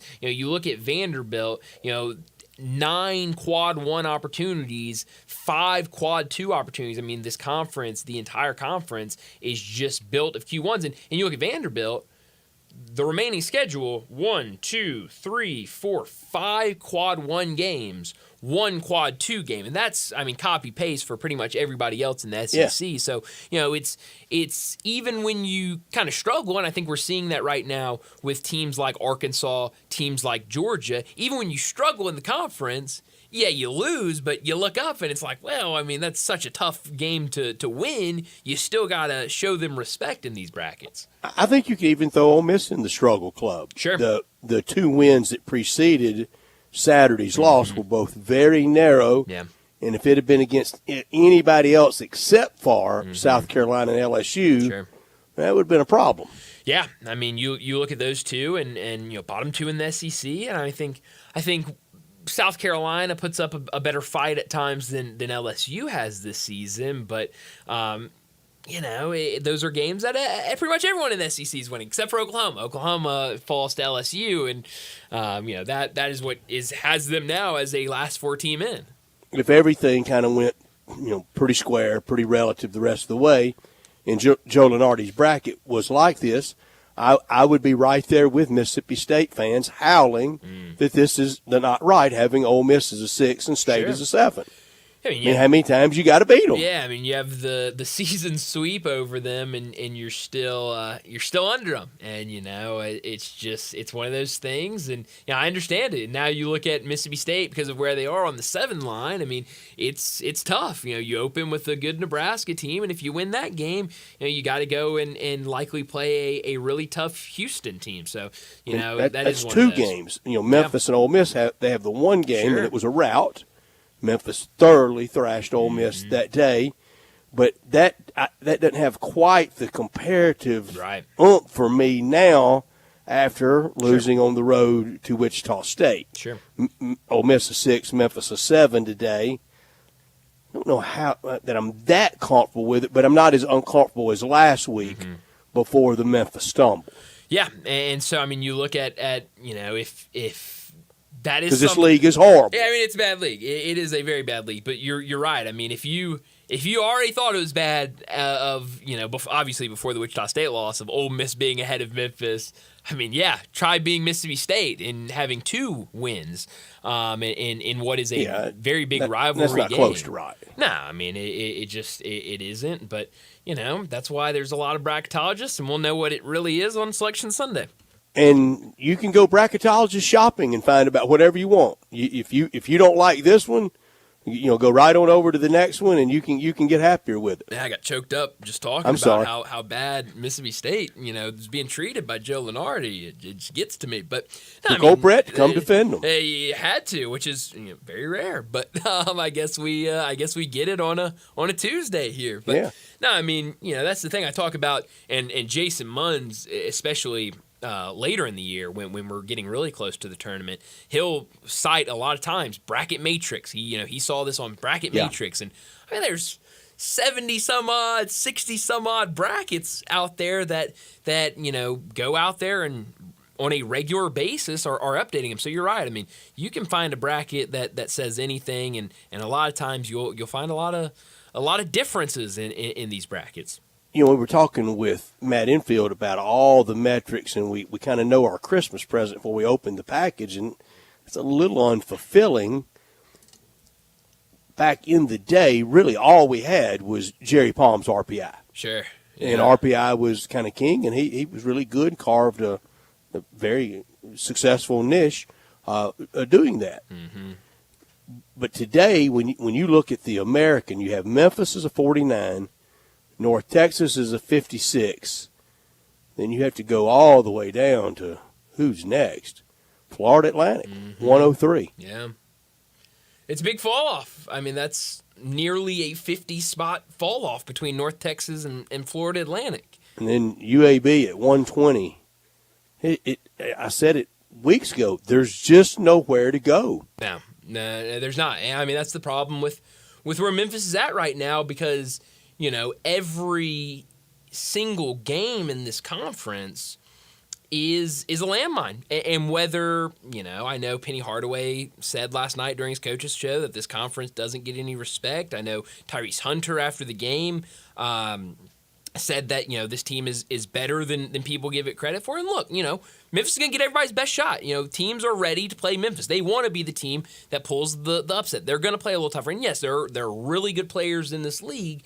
But when you look at what the bracketologist, what the selection committee is looking at, you see nothing but a whole bunch of landmines where Tigers make a wrong step, they lose a game, and now you look up, only 2 losses in conference play, but both of them are quad 3, and you look up now, and you're 7-3 in quadrant 3 games. And you go all the way down to Texas San Antonio, UTSA, 2-16. How about that? Wow. You're going to drop with a win. Yeah. Brighton, do you think this league deserves more respect? No, I don't think so. I mean, there are good players in this league. It's not anywhere near. I was a big defender of this league last year. I thought last year was the year where nobody was giving it credit, and I thought it was a really good league. And it's much was worse that than league what or South Florida you were defending last year? Oh, no, it was league. I mean, okay. you look around. South Florida was really good last year. UAB, obviously FAU, Charlotte, North Texas. I mean, it was a good league last year, or at least better than what people gave it credit for. This year, it's much worse than what it was last year. And I agree. So yeah, no, I don't think. I mean, no reason to completely just tear it apart, and I don't think or really I haven't seen a lot of people doing, but I don't think we need to act like this is, something better than what it is. I mean, it is a bad conference. And one of the better parts of it is FAU coming to Memphis Sunday. Yeah. They went to the Final Four 2 years ago when it wasn't even a part of this league. Yeah, that's right. I mean, they had all their success before they even joined, and that's the big thing with this conference is you have players or teams that find that success, and those players get taken from the transfer portal. That entire FAU roster that had all that success, they came back with their coach, but then their coach goes and gets that big time job, and then all those players disperse. Same thing happened with that South Florida team, where you look at what we saw last week. That roster for South Florida is completely different than what we saw last year when they had that run. You look at Charlotte; they had 2 guys last year in that starting lineup. 3 guys in that starting lineup last year that are playing in power conferences. One's at Tennessee, one's at Iowa State. Their starting point guard last year is up at Minnesota. So, when this conference has success, all those guys get taken and go to the power conferences. I mean, you look up right now, KenPom ranks every conference in college basketball. Right now, he has the American Athletic Conference as the 10th best conference in college basketball. This is the ranking of conferences by net RTG, net rating of team expected to go 500 in conference play. It's the SEC at number 1, Big 10 number 2, Big 12 3, Big East 4, ACC 5, Mountain West 6, West Coast Conference 7, the A10 8, Conference USA ahead of the American. So KenPom, which is just, it's just aggregating numbers. It is no input or anything. It is just what the numbers are saying. Where is the Sun Belt? It has the Conference USA ahead. Sun Belt is 19th best really? Conference. That so, low? Yeah, but Sun Belt kind of gets brought down a lot by some of those lower teams. I mean, they've got 3 or 4 teams. I've got Conference USA in front of me. Jacksonville State is on top of the conference. Then Liberty, Middle, UTEP, 15-11 Kennesaw, 13-12 New Mexico State, Louisiana Tech, Western Kentucky, Sam Houston State, and FIU. That's better than you think that you think KenPom's got it right that that's better than American? Now, I mean, I don't look. I wouldn't want to be in the CUSA. I'd rather be in the American. I think there are definitely better teams in the American, and that kind of goes back to the KenPom's not really a ranking. It's just putting those numbers. But I mean, it's a good conference for what it is. I mean, Conference USA is a fun watch. There are good competitive teams in there. But no, I think. I think I'd put the American a tick ahead. If I was just ranking conferences, I think I would put them ahead of True or CSA. false? New Mexico State's been to a Final Four. Oh, Brett, very true. Very true. Early 70s, yeah. Very Lou true. Ensign. That's right. So, Jimmy Collins, point guard. How about that? So yeah, but no, I don't think Sam Lacey, the post player, I think. Yeah. Former Tiger, New Mexico State right now. Carl Sheridan. How about that, Brett? You're on fire today. Yes, sir. I love it. The great Carl Sheridan. Your guy. Carl Sheridan, who last year had 1 made field goal and 2 dunks. Is that right? Notably, you were calling for him to get more time. Yeah. Play him more. Yeah, I don't. Not a ton going on for. Remember the Carl Sheridan love affair last year? Remember the Carl Sheridan game last year? I don't know. I don't remember that. I think it was the game where he scored. I'm trying to find his box score and see. He had 10. He had 2 made field goals last season. Yeah, 1 was a dunk. That's right. Yeah, and it was in back-to-back games, Wichita State and UTSA. At least that's what this is saying. So.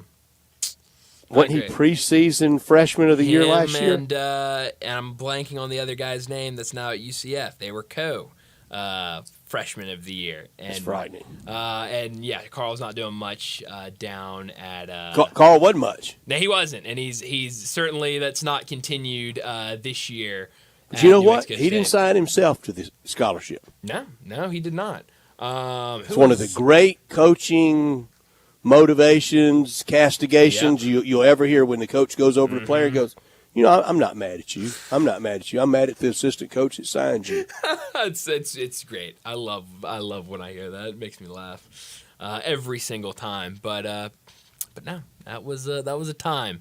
But no, I think the American's a little better than CUSA. But certainly by the numbers, KenPom has CUSA ahead of the Hard to American. argue with KenPom. Hard to argue with KenPom, and I guess anytime, no matter who it is, if it says something like that, it's kind of shocking to even see. But, Tigers, I think a big week off for them, and we'll see how they respond against FAU on Sunday. I think what Matt Infield said a little more than an hour ago, that he thinks Memphis is really going to handle FAU on Sunday. I think it sets up really well. Coming off a loss, having the entire week to regroup, have that entire week to sit there and stir. Whole pot. All right. Call the pot. All right. Well, maybe I'll keep building it, depending on how I feel. And wait till that number comes out, and I might be saying, Brad, oh man, this team, they've had all the time. They've just been thinking about this. Put it all on FAU. But Sunday afternoon game for the Tigers. Let's go ahead and get to another break. When we return, it'll be time for Big Number of the Day.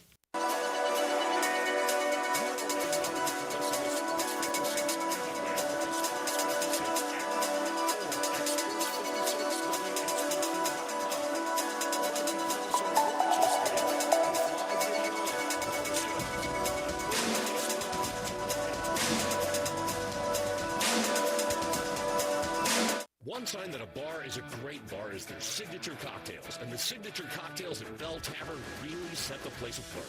Maybe just a simple 3-whiskey old-fashioned with a house blend of domestic whiskeys, or a barrel-aged Manhattan with Rittenhouse Rye, Rockwell Sweet Vermouth, barrel-aged bitters, and maraschino cherries. Those are 2 of the incredible drinks you can get at Bell Tavern, Memphis' perfect downtown neighborhood bar. And there are many, many more. Combine those drinks in the friendly atmosphere, and you've got Bell Tavern. Attention homeowners, it's time to score big with Choate's air conditioning, heating, plumbing, and generators. For the first 50 callers who purchase a new carrier system, generator, or tankless water heater, choose between 60 months of no-interest financing or free air duct cleaning, a $500 value. Plus, don't miss our $39 February deals. Choose from a furnace tune-up, a sewer inspection, or an electrical panel inspection. It's the perfect way to prepare your home for the season.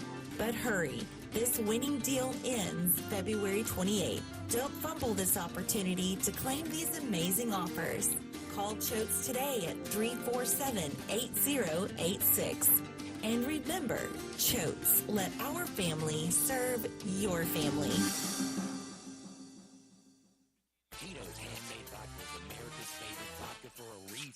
first legal distillery in Texas, Tito's is 6 times distilled till it's just right and naturally gluten-free, making it a high-quality spirit that mixes with just about everything. From the smoothest martinis to the best Bloody Marys, beyond the bottle, Tito's has gained a reputation for giving back, teaming up with nonprofits around the world to serve its community and do good for dogs.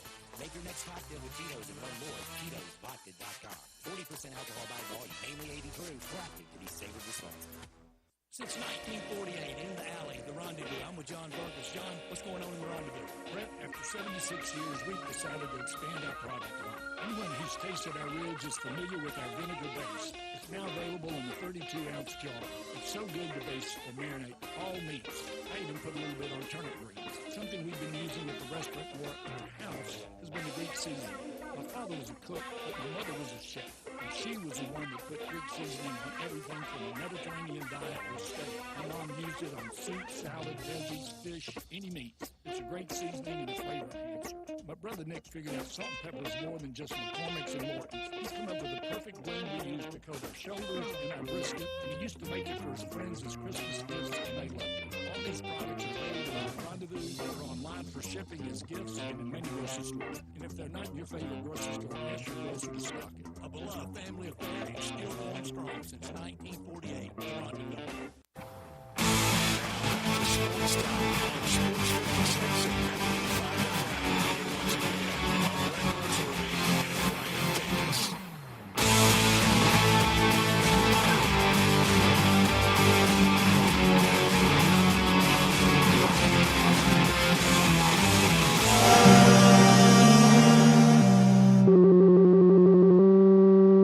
Big Daddy. Hello, Big Brand. It's a guy, he wants to be big, then he gets big, he doesn't want to be big anymore, then he gets small, but the suit's too big. Big Daddy. The big boy. You're a big guy. I think she's trying to pull a fast one on Big Daddy. The big number of the day. Well, my big number today is the number 13. It might be a lazy number because we just discussed this, but Joe Lunardi has 13 teams from the SEC in his updated bracket that was posted over on ESPN this morning. But you look at the on the bubble section, and of that 13, 1, 2, 3, 4, 5 teams. Now, 1 is not included in that 13, but 4 of the 13 teams are on the bubble. Texas and Vanderbilt are in the last 4 byes, and in the last 4 in, Oklahoma and Arkansas currently sit there. The other one, which would make it 14, Georgia, is currently outside. I don't really see a way unless they get hot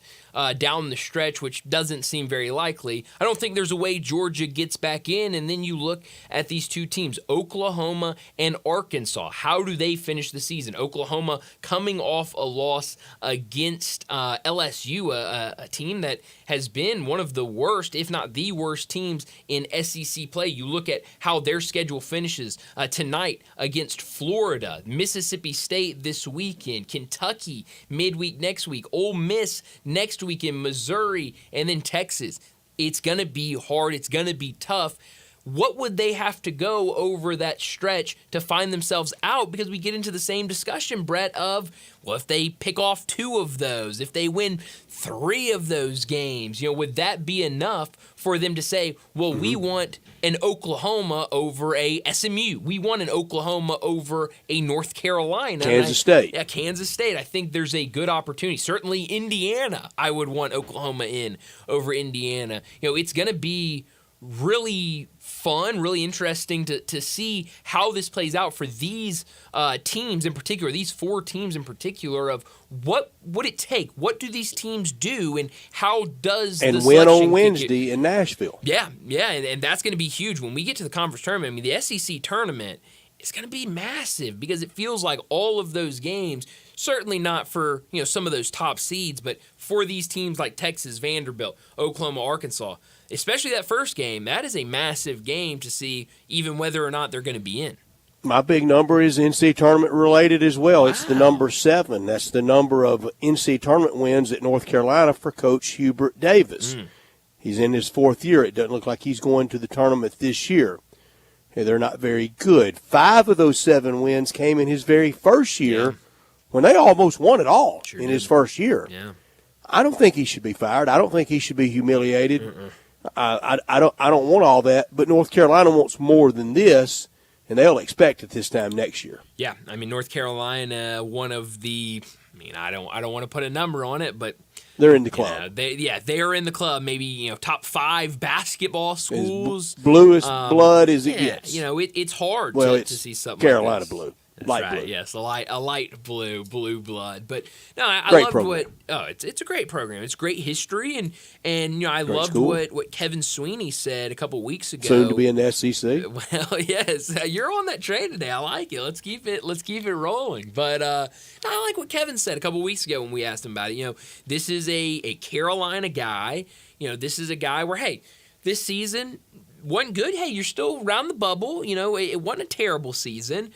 Let's regroup in the offseason. Let's make some changes. And then next year, if you can't get it done then yeah, we'll make changes. But, you give him another year. You don't just publicly oust him and fire him if this season you don't get into the tournament. I don't think Bubba Cunningham wants that coming at him at the same time he's chair of the basketball tournament. Yeah, that would be that'd be a And lot. at the same time, he's having a lot of other issues. Oh yeah, I mean it'd be a lot going on for him. But I like what you said. I guess it was last week when you brought that up. It might be good if the head of the selection committee doesn't have his university in the mix, and can just be completely out of that part of it. Go in and put together the best bracket. Yeah, exactly, which should be your mission statement, regardless. Sure. And so I think it would be a lot better. For anybody that would question that, hey, no dog in the fight. He's just out there trying to make the best bracket he can. And let's get this out of the way now. I'm trying to look at the pods. Duke, as good as they are with a 1 seed, they're going to pod into Raleigh. Oh, yeah. It's no conspiracy to it. No. Just like they're trying to sell tickets. Yeah, UConn, wherever they were last year when they were up northeast, basically playing home games. I mean, that's how it is.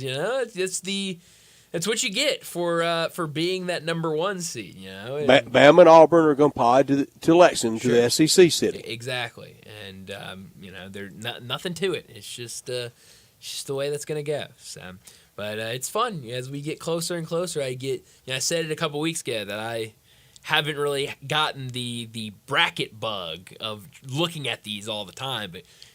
We're getting middle of February. It's starting to pick up. I'm ready. You like my dog days reference? I do like that. We are. This is the dog days of college basketball. I mean, it is the nitty gritty. This is when you'd get that 48-47 Michigan State Wisconsin game. This is the clock in clock out days. I mean, you're just trying to make it.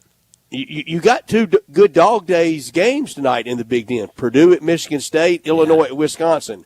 There's not a secret one in those programs for the other ones. No, not at all. A great. You mentioned the Purdue Michigan State game. Great game. Gonna be on Peacock. So have fun watching that. But or a fancy name for pay-per-view. That's right. Yeah. Unfortunately. I mean, I got Peacock, so I'll still watch it. It doesn't bother me. Isn't DirecTV pay-per-view too? Yeah, I mean we're paying for everything. Every TV we watch. And we have since the antenna. Exactly. It's not free. Pretty simple times, though, antenna, though. Yeah. I had to get out there and adjust on it. It felt like it was a lot of work, but simpler, that's for sure. You didn't have to worry with a lot of things. But no, it is. It's going to be a good night of college basketball for sure. But let's go ahead and wrap up this hour and get to another break. When we come back, we're switching gears completely because we have to talk the NFL. And joining us, he does it every week, Bo Marchant. He joins us next.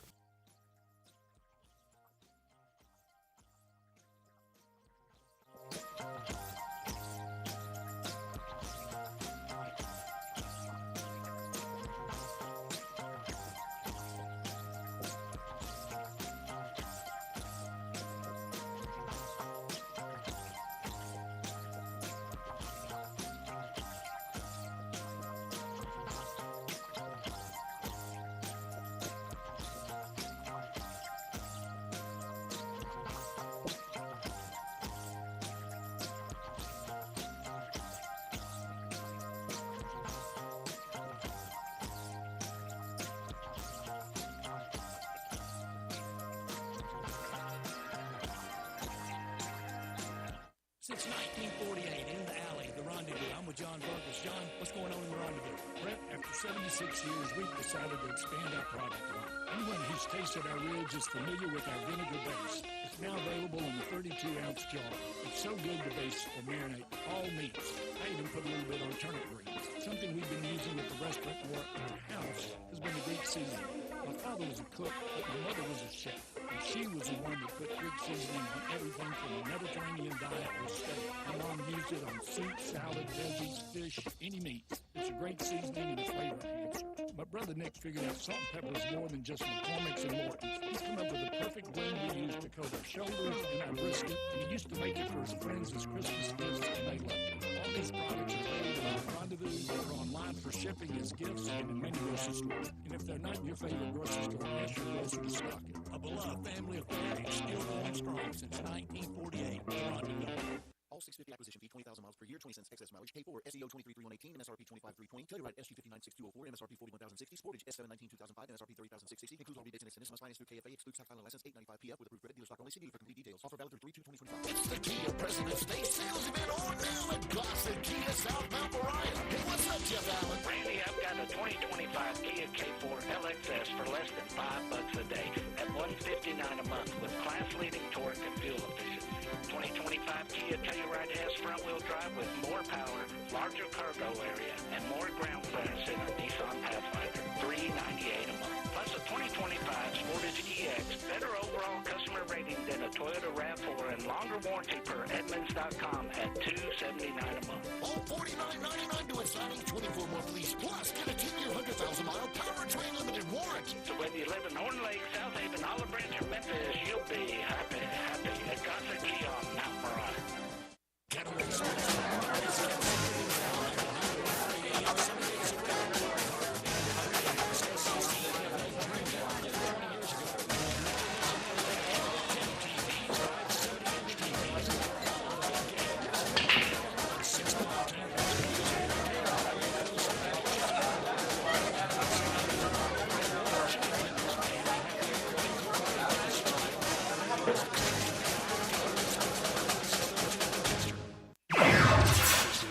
Original sports station. We are Sports 56, WHBQ Memphis, and W253DF Memphis.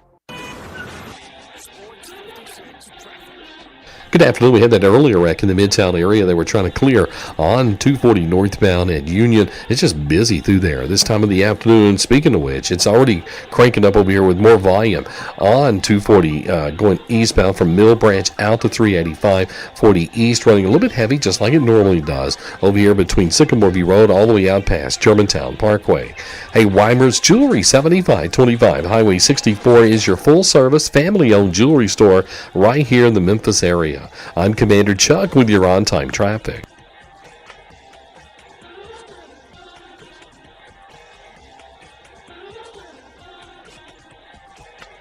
Now, back to Sports Time on Sports 56 and 98.5 FM. This hour brought to you by Jaguar Land Rover Love City. Once again, You say you stand by your man. Tell me something I don't understand. You said you loved me, and that's a fact. And then you left me, said you felt trapped. Well, some things you can't explain away. Welcome back into Sports Time. Bryant and Brett with you as we start our third and final hour. And joining us now to talk some NFL. We do it every week with Bo Marchant. National Football League talk every Tuesday with Bo Marchant, covering the NFL Draft at collegetopro.com and the NFL Draft Bible, covering the Steelers for Sports Illustrated, living and running in Eastern Ohio, and on Twitter X at Bo Marchant. Here's Bo with Bryant and Brett. Bo Marchant joins us every week to talk the NFL. Bo, thanks so much for joining us. I saw this on social media the other day. It said Jackson Dart reportedly, quote, won't make it past the first 7 picks of the draft, according to one NFL scout. Here's the quote from this unnamed, I should say, NFL scout, quote, there's just too many QB-needy teams. To be honest, he has the potential to be the best NFL quarterback in this class, end of quote. What do you think about Jackson Dart, and how far do you think it will be until his name is called at the NFL draft? Well, if Brett reveals the text I sent him over the weekend or a few days ago, I don't recall the exact date, but I told him I've been combing over everything that I can watch in terms of film on the quarterbacks, and I said Jackson Dart is my number one guy right now. Whoa. And so I'm high on, listen, and that's it is, we can get caught up in, that's the problem. We all, the names are put out there, and then you kind of relegate yourself to, you can't be out of control and say, hey, Jackson Dart's the number one pick, and this guy's the number two pick. But I really believe in what I see in Dart. I really do. And this is not to say Ward or Sanders or any of these other quarterbacks, aren't going to be elite guys at the next level. When I see what he's done and what he's able to do, or at least what I think he's going to be able to do, I just like him a lot. And right now, February 28th, 2025, Jackson Dart is my number one prospect at the quarterback position. And that scout or the anonymous source who said that, I hope I see him next week in Indy, and we can discuss further his thoughts, because I'm in line with what he's predicting. Quarterback-needy teams, and I also texted Brett this earlier today when just preparing for the show that, the mock drafts are just trying to think about who's going to be the top two picks in terms of, the Titans and the Browns. They're quarterback-needy teams. Do they necessarily go with quarterbacks, or they go in another position? It's an exciting process, and it's fun to try to evaluate, and their mock drafts are just predictions. They mean nothing, but nonetheless, you want to try to do it to what you think may happen. And I love knowing that February 18th, you can't tell me the top two picks in this upcoming draft, which is a rarity. That's right. And what we do. That is right. And not only can I not tell you the top two picks, I can't tell you what side of the ball. Yeah. Right. It's fun, and that's where I think it's fun, where you're sitting there and, do the Titans believe in Will Levis? Do the Browns, are they going to hang on to Deshaun Watson? Are they going to try to do something crazy at the top? Or do these teams say, you know what, we're going to go with an Abdul Carter. We're going to go with a Travis Hunter out of Colorado. It's the fun part. Or does a team, we saw it in the last few drafts, does a team say, hey, you know what, we're going to move up and we're going to get our quarterback, because we love to say, just hypothetically say the Giants are in love with Cam Ward when this thing finally goes down. They don't know what these top two teams are going to do, so do they say, you know what, we got to pay the kitty, we got to move up, we got to get Cam Ward, or Shedeur Sanders, so that's the fun part of this whole process, is what these teams are going to do, and if there's a team, an outlier, if you will, that's eyeing one of these quarterbacks that do not think they're going to get them, they panic and they give a boatload of picks and draft capital to move up to get the guy that they want. So it's exciting. It really is. Combine's next week, and it's fun to think about the unknowns that are on the horizon, when usually everything is so already predicted and almost a lock, if you will, barring some weird news or a guy gets, hurt. For me, and this is what I love to do, I'm excited to go through this process and really, really dive in to where these guys are possibly going to head, and what the outcome of their careers will be. That we won't know for a long time. I would never lay claim to expert status in anything, but I got a pretty good handle on Jackson Dart. I've only seen every single snap he's played the last 3 years, at least 2 times, if not 3 times, live. The tape the week after the game, and rewatch every play the following summer. So I hadn't watched last year's replay every year. So I'm at low side, 3 plays for 22 and 23, and about once or twice last year for every play. He's a winner. He can make every throw. I don't think he throws the deep ball as well as Matt Corral did, but that's a real high bar, the deep ball that Matt Corral, and I don't think he throws the deep ball as well as Eli Manning, but he moves better than both Eli Manning or Matt Corral. And if he goes to New York, the comparisons will be natural to compare an Ole Miss quarterback coming to New York to play for the Giants like Eli, and for long-time veteran fans, even way back to Charlie Connerly.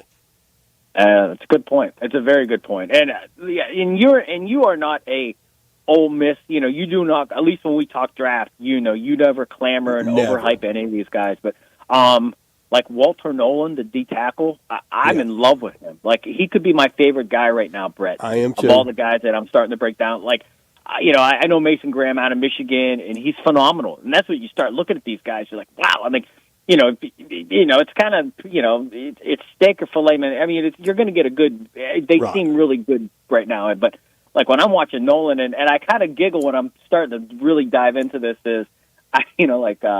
Well, you said steak. Walter Nolan, I think, is a T-bone steak, and I think Jackson Dart's a New York strip.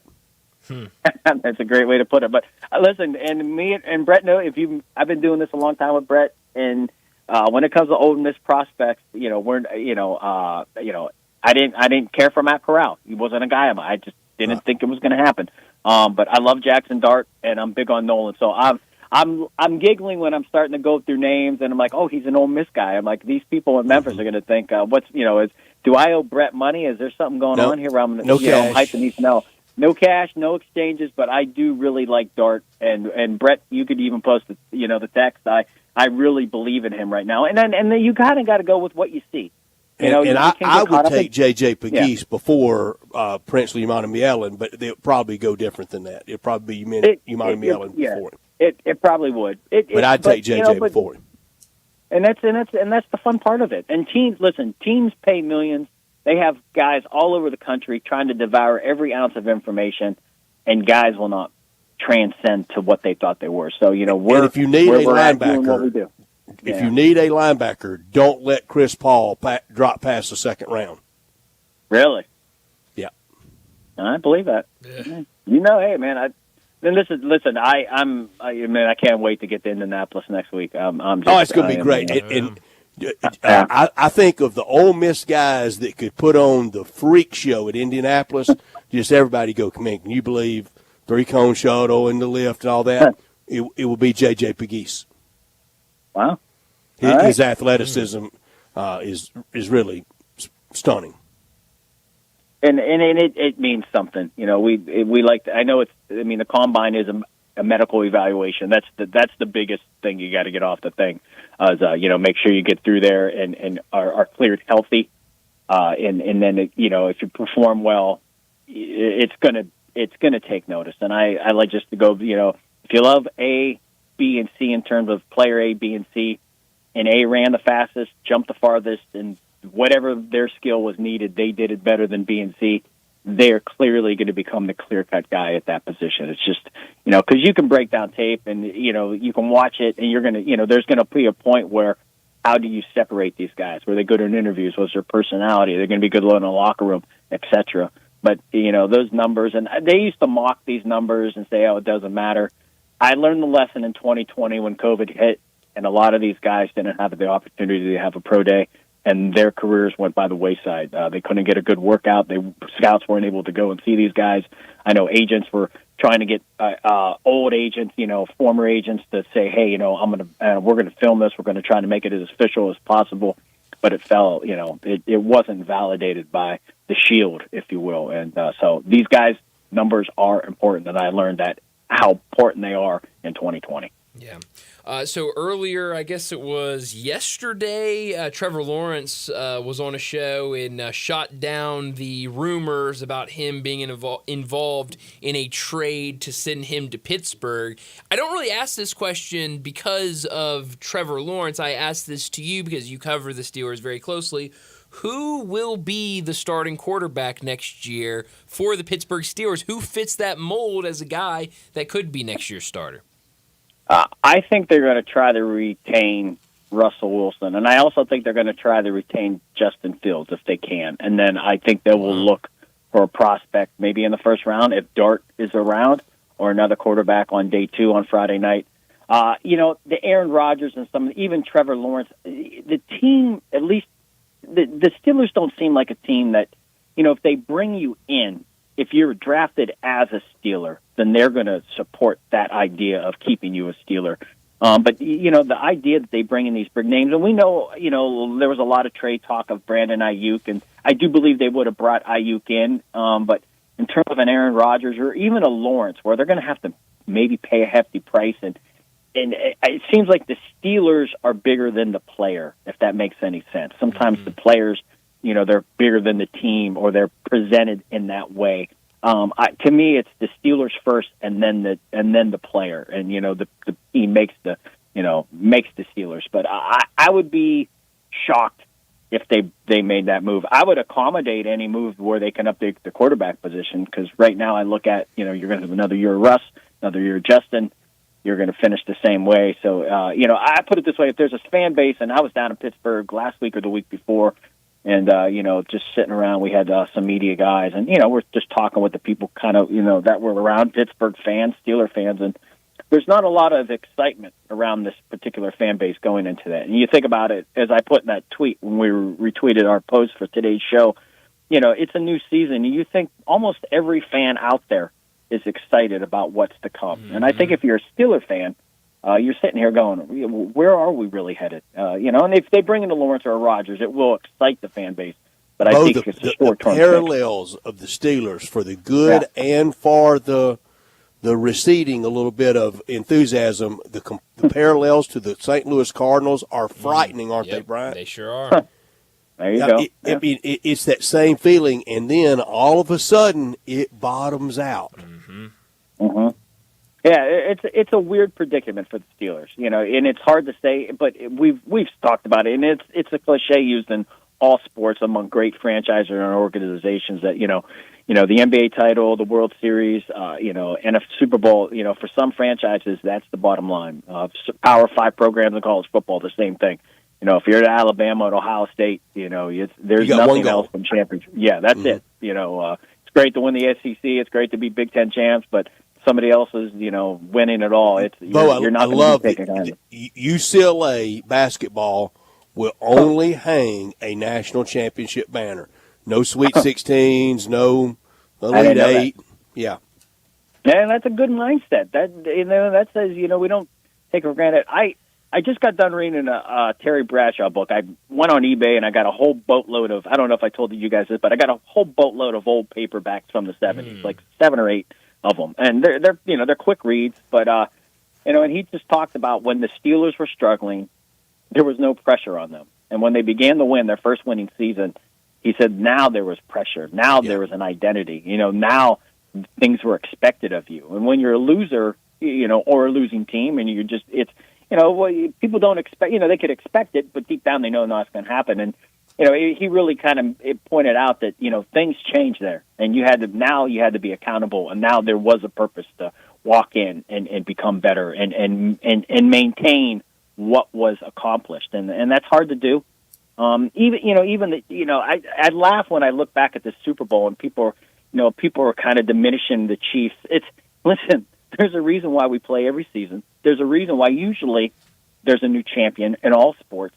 And there's usually a reason why we get so excited to see a three-peat or a repeat, because a three-peat has not happened in the National Football League. Repeats are very special. So it's hard to stay on top. And even if you're competitive, you think about Sean McDermott in Buffalo and Campbell and Detroit, two coaches that have they have brought these organizations back. They're near the top of their conferences, but they haven't gone over. And there will be a point if they don't win it all, kind of like a Tony Dungy in Tampa Bay, where great Bucs teams, they couldn't get over the hump, and they bring in Gruden, and they win the Super Bowl. We know Dungy goes off, becomes a Hall of Famer with Peyton Manning in Indianapolis. But nonetheless, that's what I'm trying to point out, that life shelf of being loved from an organization, it's short-lived when when nothing else matters except the ultimate prize. And, you're talking about Bradshaw and the expectations. It's the great quote from Mickey Mantle. He said when he was broke, nobody would buy him a beer. And when he got rich, everybody wanted to buy him a beer. Yeah, it really goes in depth with Bradshaw in terms of, he'd play great. The fans would cheer him. And then I think he broke his collarbone or whatever, and they cheered him going off the field. And a couple weeks later, he's back on the field, and because the other quarterback's playing lousy, and they cheer him again. And he just said he learned it's a fickle way to earn your living, but it's sports. Will Russell Wilson and Aaron Rodgers start next year for somebody in the NFL? Yes, I do, and so I'm banking on Rodgers not going. I do. I think if Russ is in Pittsburgh, yes, he's the starter, and if Rodgers is going to start somewhere where we don't know. If they don't, I think they will too. But if they don't, we will only have 3 Super Bowl winning starting quarterbacks next year: Hurts, Mahomes, and Stafford. That's it. Well, the fun part is there's a whole nother crop coming up, and they got to do it though. Yeah, I guess it comes down to unless Mahomes and Hurts are going to continue just to win them, ping pong off each other. It's kind of inevitable that some new names are. I thought Burrow would have one by now. Mm-hmm. I do think they start off too slow. Listen. If you take Joe Burrow off the Bengals, it doesn't matter about Zach Taylor.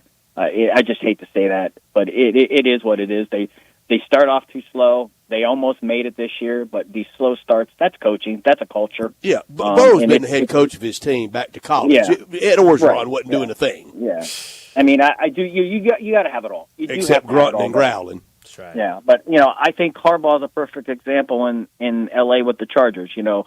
Staley wasn't the guy. We all knew that, but you see the difference when you bring in a guy who really has a plan that can execute that plan where the team picks it up. And I just don't think Zach Taylor's that guy. I think if you gave me a list of other coaches that could go there and put that team in the playoffs consistently or put them even in the playoffs at a better position in terms of seeding, I think that could happen. Put it this way. I mean, if Harbaugh was the coach of Cincinnati and Zach Taylor was the coach, and I think you would see the same dynamic of the Chargers. We could talk about great coaches, and that's why the great coaches are great coaches. And I think for Taylor, you have a Justin Burrow. You did get to the Super Bowl, but I think at least what I think it's pretty important having Mr. Joe Cool on that team, and if he's not there, then Cincinnati's not even in the realm of being a good team in the AFC. Mm-mm. But who is the biggest name that you're keeping an eye on that's in free agency this offseason? Well, I think we just got to go with T. Higgins because he's, I say this reluctantly. One, he's phenomenal, but he's hurt a lot. I think 20 games in the last 34 regular season games he's played. He's never played a full season, but when he's on the field, he's about as good as they come. He's a guy that you look at and you say, he's going to demand top dollar, and I think the franchise stuff opened up today, so that teams can begin. I don't think we're going to see anybody tagged now. I think that'll be something down the road we see. But I just say T. Higgins. There's some other names like Josh Sweat of the Eagles. He's been there the whole time. But the Eagles got a lot of names. Milton Wilson, Mekhi Becton, a couple Eagles that I thought played critical factors. I mean, Becton resurrection as a guard. As a fan of the game, it's fun to see him play in that team and the way they were able to run the ball. Maybe if he goes somewhere else, it's not that exciting. Put it this way, you don't get too excited about seeing a guard play. Right. But when you see a 6'7" guy at 360 pulling and getting upfield as a guard, that's fun to watch. I mean, that's a fun way to watch football. Larry Allen was fun. Now, it took some years before it got on my radar. You need to watch this every Sunday. Yeah, like T. Will Higgins. Shields. I mean, Will Shields. I mean, everybody naming Hall of fantasy Famers. football. People love skill guys. Yeah, So, that's T. right. Higgins, and he's the guy. But a little off the wall guys. I think Becton is. Yeah, I think he's the guy that I'm going to be intrigued by. As a fan, and I'm not an Eagles fan, but just a fan of the game, or I hope he stays. I just think it's good for the Eagles, and I think it's good for him. Yeah. Again, but money talks, and that's that's all that matters. Those Jimmy Johnson Cowboys teams, it was just hard to take your eyes off Aikman, Irvin Smith, Alvin Harper, Jay Novacek. It was hard to take your eyes off those, but it was an offensive line team. Oh, yeah. Nate Newton. And it was you know what I mean? fun to Yeah. watch.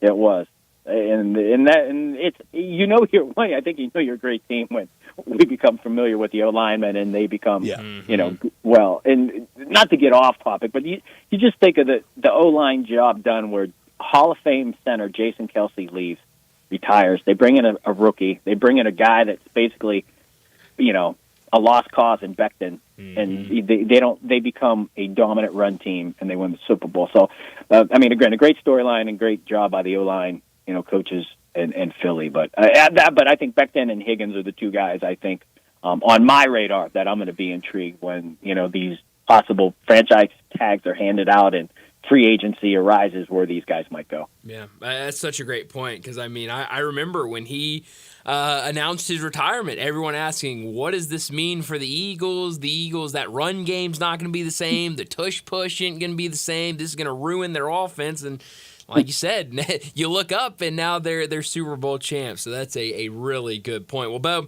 as always, thanks so much for joining us, and we'll do it again next week. Hey, you guys are the best. Stay safe. Thank you, Bo. You too. Best to you and yours. Thank you, Bo. Bo Marchant with us from collegepro.com covering the Steelers and all things NFL. Bryant, for the Cowboys, if they draft a first-round running back, who do you want? You know who I want. Ashton Genty? I want Ashton Genty. Would you be disappointed in Quinshon Judkins? I would be disappointed on draft night. I'll be able to sell myself. Quinshon Judkins would be one that I could sell myself on very quickly. But I have already told myself there's one running back I want. And you sure would with the results, I think. Oh, yeah. Quinshon Judkins. I'm telling you now, all my teams through the years, how many teams have I had?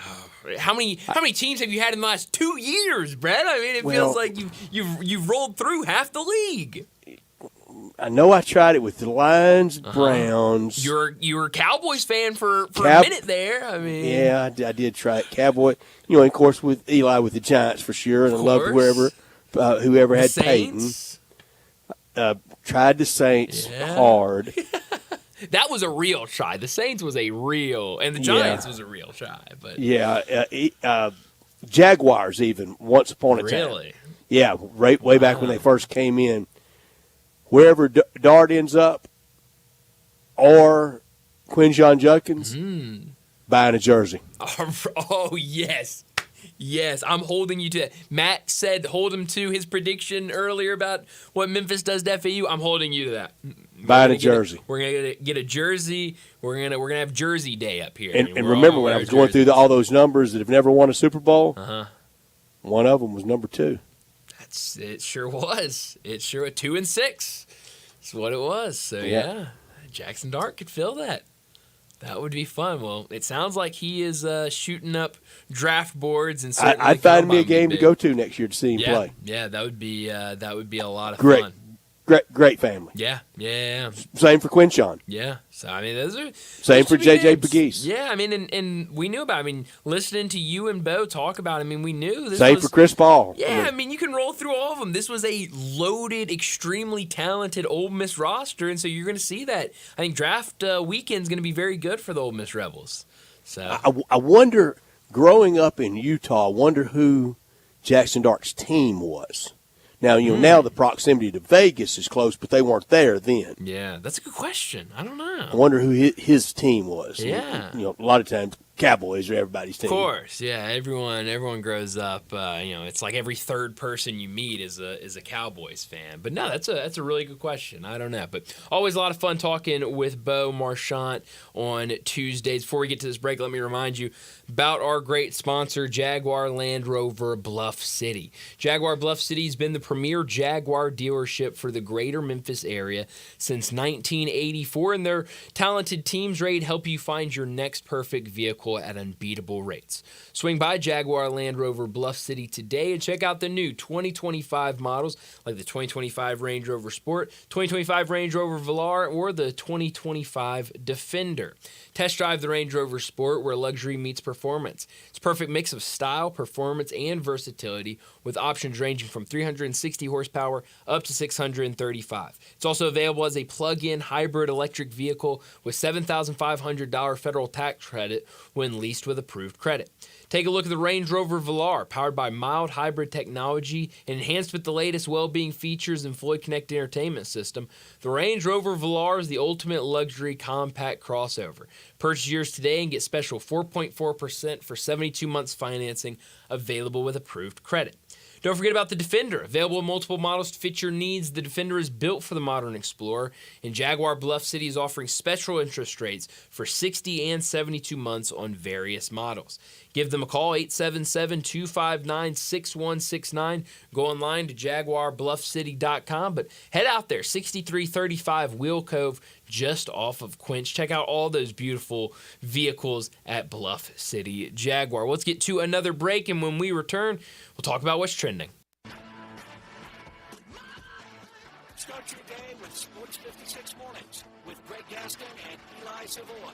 Weekday mornings from 7 to 10, right here on Sports 56 and 98.5 FM.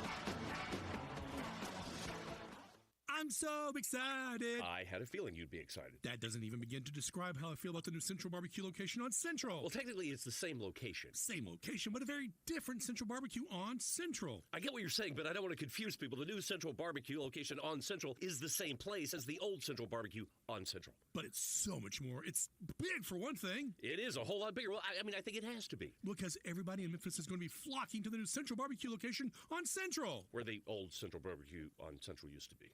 Details. Progressive presents Employee of the Month. Small Business Edition.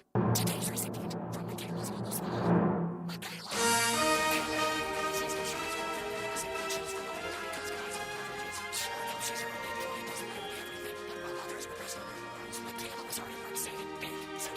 hypothetical other employee who doesn't exist. See if you can see what his name is. It's a progressive commercial background. There's additional insurance coverage. No stands for all vehicles and coverage selections.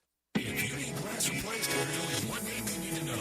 Benswinger Glass, the largest full-service glass company in the U.S. They've been an industry leader for over 145 years. For all your residential, commercial, or auto glass needs, Benswinger Glass is the name you need to know. 24-hour emergency service for all commercial customers, plus a nationwide warranty on all professionally installed glass. Visit Benswinger Glass in Midtown at 340 South Hollywood, across from the Liberty Bowl. Visit BenswingerGlass.com. Benswinger Glass. This traffic brought to you by Brinson Tax Service. They protect you like family. Sports 56 traffic. Good afternoon. They're still clearing up a couple of wrecks we had out here earlier as we watched on the weather radar here with all this weather moving into the Memphis area. Please be careful for the rest of the evening if you have to get out and about. There's still some volume over here on 40 East from Sycamore View Road all the way out past Germantown Parkway. If your lawn needs help, don't worry. Lawn Solutions has over 30 years experience. Call Lawn Solutions right now at 867-5626. I'm Commander Chuck with your on-time traffic.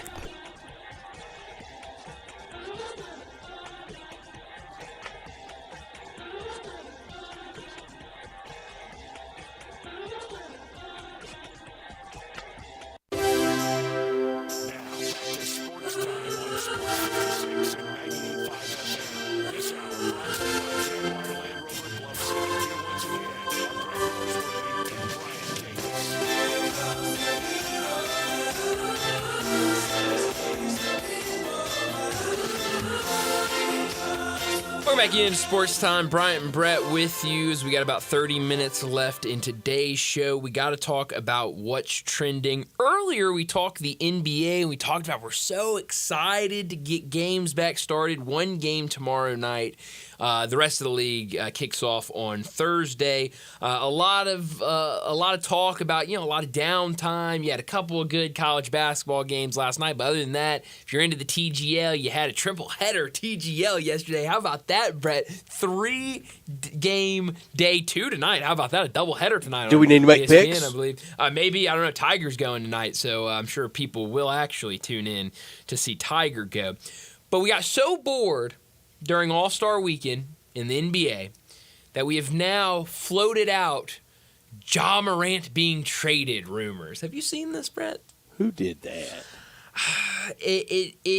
It was, and actually I just saw this from Matt Infield. I was planning on bringing this up, but I haven't given it any thought. I've seen the stories. I've seen all of it. I have not. I haven't even clicked on any of the stories. I'm like, that's stupid. The Grizzlies are not trading Ja Morant. But Matt Infield has a really good tweet about it. This is the tweet. Rundown of the Ja rumor. Howard Beck, who's a good reporter, talks to execs to gauge the future of the trade market. One exec spitballs, maybe the Grizzlies could trade Ja if they lose early. And there you have your attention grabber for your article/podcast. Nothing of substance, though. Luka showed that anyone can be traded, but nothing about the Grizzlies dealing Ja makes sense. They'll never get appropriate value for him. They don't need depth. No obvious one-for-one swap. Off-court stuff looks behind him. On the same timeline as their other two stars. Can't see it. I mean, the idea of Ja Morant being traded is just it's laughable. It's funny. I think so too, and nice nexus connection that Matt made to if they lost in the first round. Yeah. Then you might have a little more resonance for fan frustration then, but there's none now. No, and even with a first round loss, I don't think you get anywhere near that idea of trading anybody on or any of the stars of this roster. Maybe work on something around the edges, maybe some of that depth piece. Sure, you need that if you're gonna go deep. But the idea of trading Ja or Jaren or one of these guys because of a first round exit, that's silly too. But on the flip side of that, there are going to be a lot of these. It's not going to be just Ja Morant. It's going to be every star on every team in the NBA. If you're not the number one team in your conference because of what happened to Luka, because Luka got traded, there are going to be everything's the thoughts. Free game. Exactly. There's going to be the thoughts. There's going to be the stories. There's going to be the rumors of, well, they could trade that guy. They could certainly trade that guy. And, thanks to the leadership down in Dallas, yeah, that could happen. Now, I think it is not going to happen. Don't want it to happen. But here's something that's undeniable about him. He's not getting any bigger. Nope. And he's not getting any younger. Nope. And, if you just want to go based on what we've seen, injuries are a real thing with him. It just is. It's part of him. Size. And so, those are things. And right now, you look at this season, between the injuries and everything, he has not had his best season. He has not been the kind of big-time player that we know of Ja Morant, but none of that goes to... Yeah, he's been good, but he hasn't been... I think when you look at... Jaren's team MVP. Exactly. And it's by a pretty good margin. It is. Jaren Jackson, right now, 7th all-time in Grizzly scoring, just a little over 7,000 points. Ja Morant, 8th at about 64-45. Yeah. So we got the 7th and 8th leading all-time scorers, and they're just going to really mark time with that. Why in the world we dream of finally getting that transcendent superstar and going to trade him? Exactly. It's crazy. It's just crazy talk. But again, none of that came from here. It was all just one NBA exec just spitballs a comment, and it kind of snowballs into something when you don't have content created. Exactly. And certainly when All-Star Weekend's going on, that's the time when people are bored, people don't have things to write about, nothing to report on. Certainly not going to write a report about the All-Star game, so you go and start picking brains, and you get that out of them. Is there anything left insulting and critical about the All-Star game that hadn't been said? No, I think there are people coming in over the top rope that wouldn't watch NBA for any reason that come in to credit. Rob Fisher made a really good point yesterday. He's on fire yesterday. This has reached the level of idiocy. Yeah, it's come one, come all to criticize the All-Star game from the inside. Yeah, which is it's crazy. To what end? Yeah, look. No, I made it clear. I didn't watch a single. I made it clear before the weekend. I wasn't going to watch a single second. Made it clear I didn't. But in that same line of commentary, I said, can't wait till the Grizzlies play Thursday night in Indianapolis. Exactly. And I think, the thing is, look, It wasn't great. It wasn't, I said it on, yesterday when we talked about it. I turned it on to see what it looked like, to see if this new format was going to be any better. Once I realized about 10 minutes in that it wasn't, I changed the channel and I watched something different on my Sunday evening. But again, it's the All-Star game. You knew what you were going to get before it started. You knew even how if it was many gonna be great better, All-Star it wasn't gonna be games that have we better. ever had? Exactly. The first one, especially anybody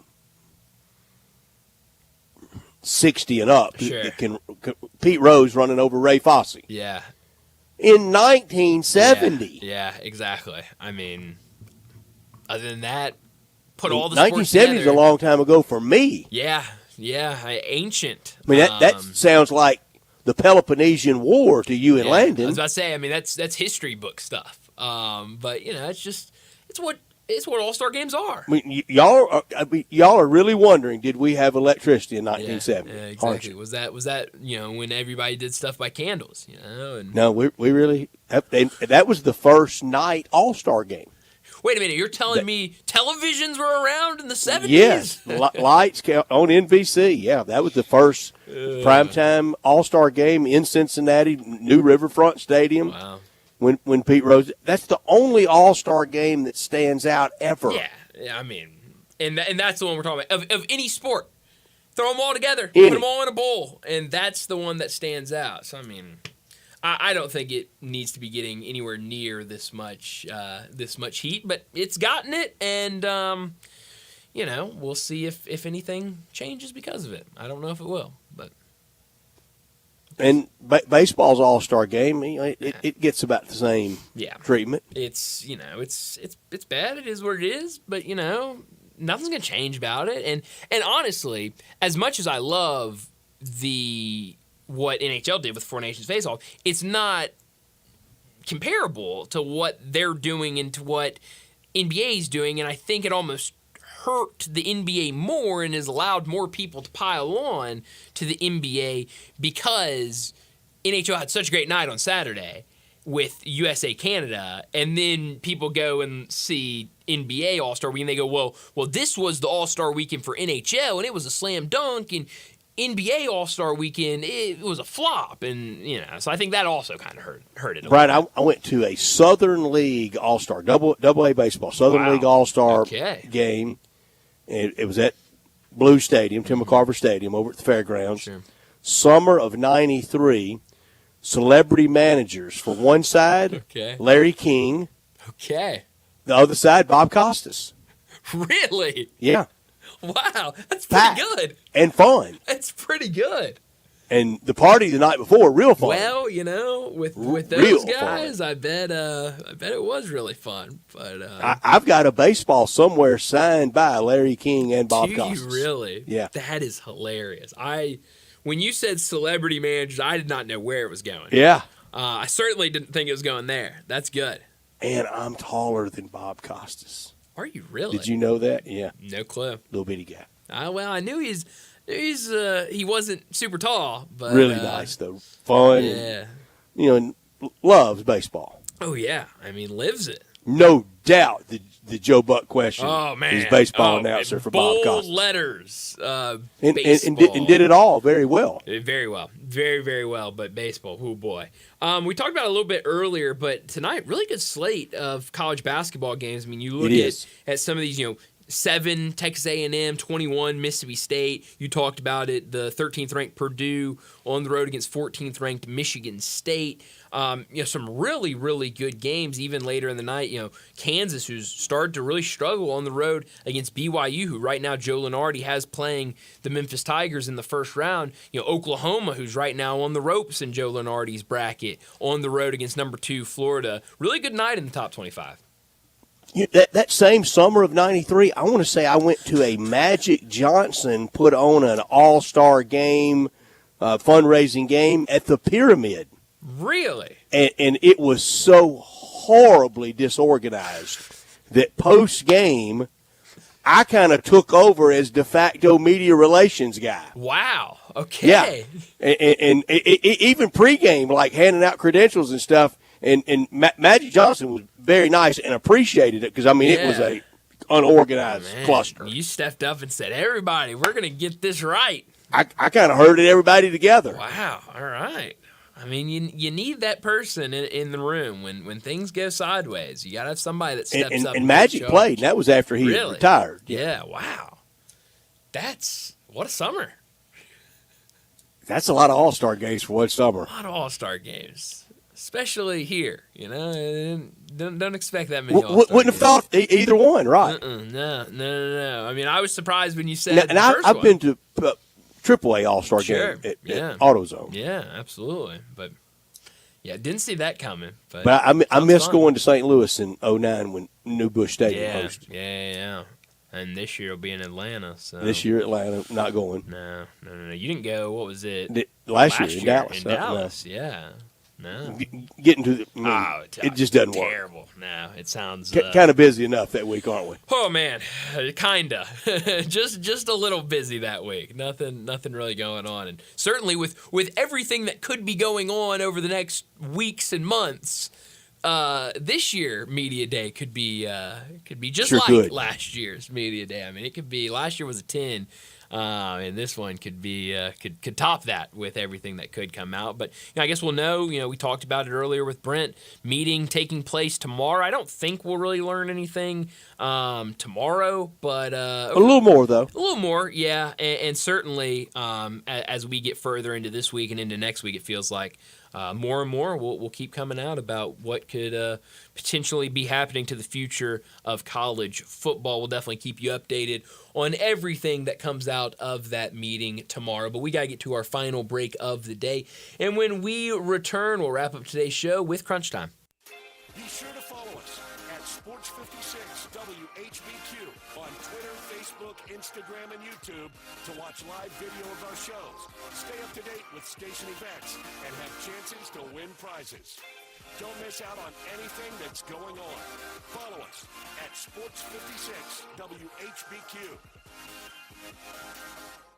Take your basketball skills to the next level at Shoot 360 Memphis. Shoot 360 is a revolutionary basketball training facility that combines cutting-edge technology with gamification and provides instant, objective feedback, hands-on, one-on-one expert coaching. And now, introducing Shoot 360 Corona, a newly renovated 50,000 square foot facility with 2 NBA regulation-size courts, 3 high school-size courts, and 4 shooting bays with Shoot 360 technology. Memberships are now on a monthly basis. And yes, you can become a member at both locations. Whether you're an aspiring young talent, NBA player, or looking for a unique workout, all skill levels are welcome at Shoot 360 Memphis to learn proper shooting and passing techniques, improve fundamentals, and gain a competitive edge while having fun. Shoot 360 Memphis now in Cordova and Collierville. Call them today at 901-779-3176. That's 901-779-3176. The future of basketball training is here. Shoot 360 Memphis. It's your time to upgrade into a new ride from Gossett Volkswagen on the Pike. 2025 Jetta S, buy it now, $20,499. 2024 Taos SE, $249 a month or $28,616. More front rear headroom and longer warranty than Crosstrek or CX-30. 2024 Tiguan S, more cargo space, torque, and warranty than Escape or RAV4. Only $279 a month. Plus all 2024 Atlas SE LP conditions, $5,000 off MSRP. So get to Gossett Volkswagen today, 1875 Covington Pike, online, GossettVWMemphis.com. And remember, no reasonable offer will be refused. Gossett's where we're charging forward and charging less every day. If you want it, we got it at Gossett Volkswagen. 7,500 miles, 3,100 down. Taos RMO 56,983, MSRP 31,939. Tiguan RM 144,331, MSRP 31,363. Jetta SMO 45,444, Atlas 3,500 bonus customer cash 1,500. Includes all rebates and incentives. PF 895 excludes tax title and license. See dealer for complete details. Offer valid through end of the month with approved credit dealer stock only. Seems everything costs more these days. Gas, groceries, and when's the last time you checked your wireless bill? Yikes. When it comes to Big Wireless, if you're staying, you may be overpaying. Switch to Consumer Cellular and get the same fast, reliable nationwide coverage without the Big Wireless bill. Plans start at just $20 a month, and that's not a short-term promo. But don't just take our word for it. Here's Jackie and Veronica, real customers.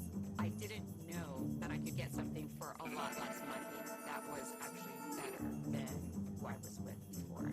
Anytime anybody complains about their cell phone bill, we say, you've got to check out Consumer Cellular. Our U.S.-based experts will get you switched and saving over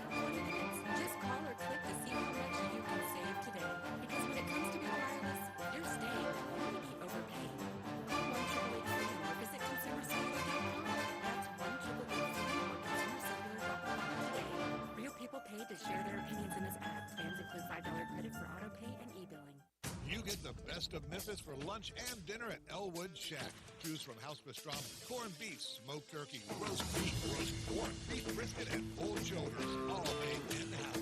Elwood's fresh baked bread is delivered daily only in our bakery in Cordova, and all Elwood's cakes and sweet treats come from Frost Bakery. Open daily for lunch and dinner at Elwood Shack on Summer in the Lowe's parking lot. And the newest Elwood's at 4040 Park Plus. When you are there, get the best of Memphis. Or anywhere else at Elwood Shack.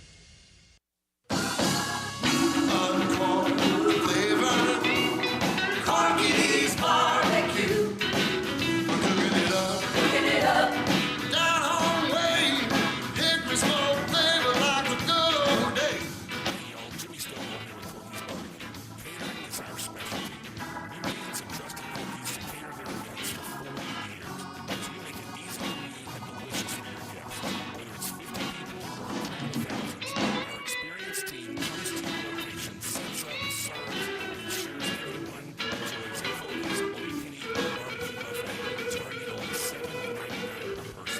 You can't beat it. With 40 years of experience, it's easy to see why customers choose Corky's time and time again for all of their catering needs. Visit Corky'sABBView.com to book us for your next Encore flavor. Corky's barbecue. Drivers who switch and save with Progressive could save hundreds.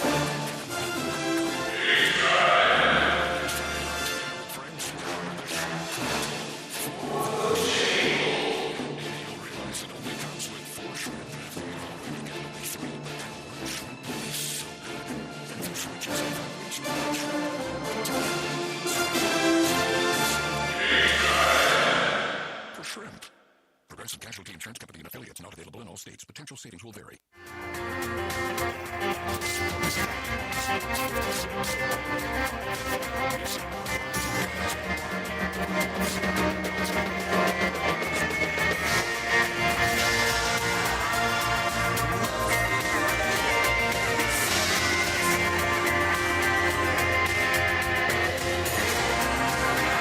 This is pretty cool, and we're just getting started, so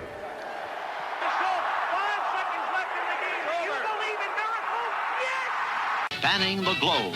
Go crazy, folks! Go crazy! This is for all the babies crunch time. You are looking live. In your life have you seen anything like that? Goodbye! Hello, Haskell. It's obviously crunch time. Hammer, nail, coffin. This baby is over.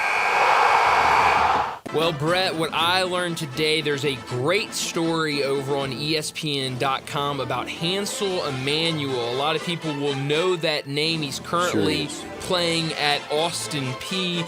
But before that, as a high schooler, got a lot of social media buzz because he is playing without a left arm. His left arm was amputated when he was 6 years old after an accident. Memphis actually recruited him out of high school, and then he decided to go to Northwestern State with Corey Gibson, the current coach at Austin Peay. When he took the job at Austin Peay, Hansel followed him. A great story about the inspiration he is to a lot of other people, a lot of young people, kids that have physical limitations. That, you know, it talks about a story of a kid in Georgia that has come to the Austin Peay camps every year, and he is missing, I believe, his entire from shoulder down on his left side. That just the inspiration Hansel Emmanuel is. This is a guy that, because of how big he is on social media, has a bunch of deals. I mean, we're talking brands like Gatorade, Oakley, Adidas, T-Mobile, a lot of NIL partnerships. He has a partnership with The Rock, and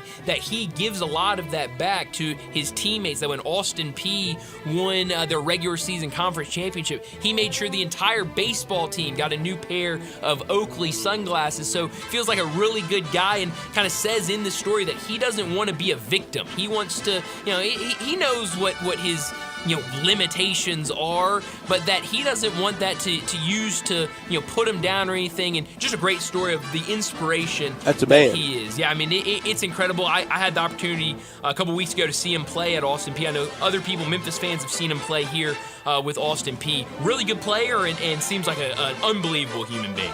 What I learned is it's really building to Thursday night. Biggest hockey game on Thursday. Yeah. since USA over USSR in Lake Placid in 1980. It feels like it. What, every 45 years hockey does this for us? I don't know. Appointment TV for me come Thursday night. I still don't know the rules, but this is Canada, not the Red Army. This is a really good neighbor. Yep. Let's don't boo their anthem. No. Let's try to be better than that. Yeah. Let them have that. But hockey has tapped into something. It has. It worked, and tomorrow feels like, or I guess Thursday, feels like it's going to be massive. What I could have done without, it's actually going back to what I could have done without yesterday, but really it's turning it into a good thing. We talked yesterday about Terrence Shannon Jr. His jersey was unveiled upside down when his jersey was being retired at Illinois. Well, since then, he has made a shirt with his banner upside down on the front. On the back, it says, "When life has you upside down," where upside down is upside down, turn it around. He's selling these shirts. All proceeds for this shirt going to the local Boys and Girls Club of Champaign. So really cool. Terrence Shannon, he sees this moment, he sees the humor in it, and he's going to use it to do something really good. Perspective's everything, isn't it? Could have done without, on the outside looking in, some really big brands if Selection Sunday were this Sunday. IU, North Carolina, maybe even Arkansas. When the NCAA tournament goes to 72 or more teams than that, there will be nobody looking outside in. It will be no urgency. Everybody will get in, and every coach will say, "I went to the tournament." Yeah, that's right. And that's the unfortunate reality that feels like we're about to be in. Where are you beaming tonight? Kansas at BYU. Loser could be maybe playing its way to nervous time a little bit. Maybe even the bubble. Don't know how good the Big 12 really is this year, and only Houston looks like a go-for-it Final Four team. Yeah, Houston, I mean, they look legit right now. Being me, how about this game? Texas Tech on the road against TCU. You might be wondering, why go into that game? Old Southwest Conference battle. Sure is, but Desmond Bain getting his jersey retired at TCU tonight, so that will be a lot of fun. Certainly deserves it. And maybe TCU with Desmond Bain in attendance might be able to pull the upset over Texas Tech. AAC action tonight, UAB at Rice, SEC A&M at State, OU at Florida. It could be epic. It has been epic cold at college baseball. Can you imagine playing tonight anywhere? No thanks. Chance. Purdue at Michigan State, Illinois at Wisconsin. The definition of dog days basketball. Yes, it is. It's going to be a lot of fun. Some really good matchups tonight. But that's all the time we have, and it feels like snow is coming, so make sure you're out there. Be safe tonight. Be safe tomorrow with these roadways. Could get pretty nasty with what should be coming in here in the next hour or two. But that's all the time we have. Enjoy your night. We'll talk to you again tomorrow afternoon.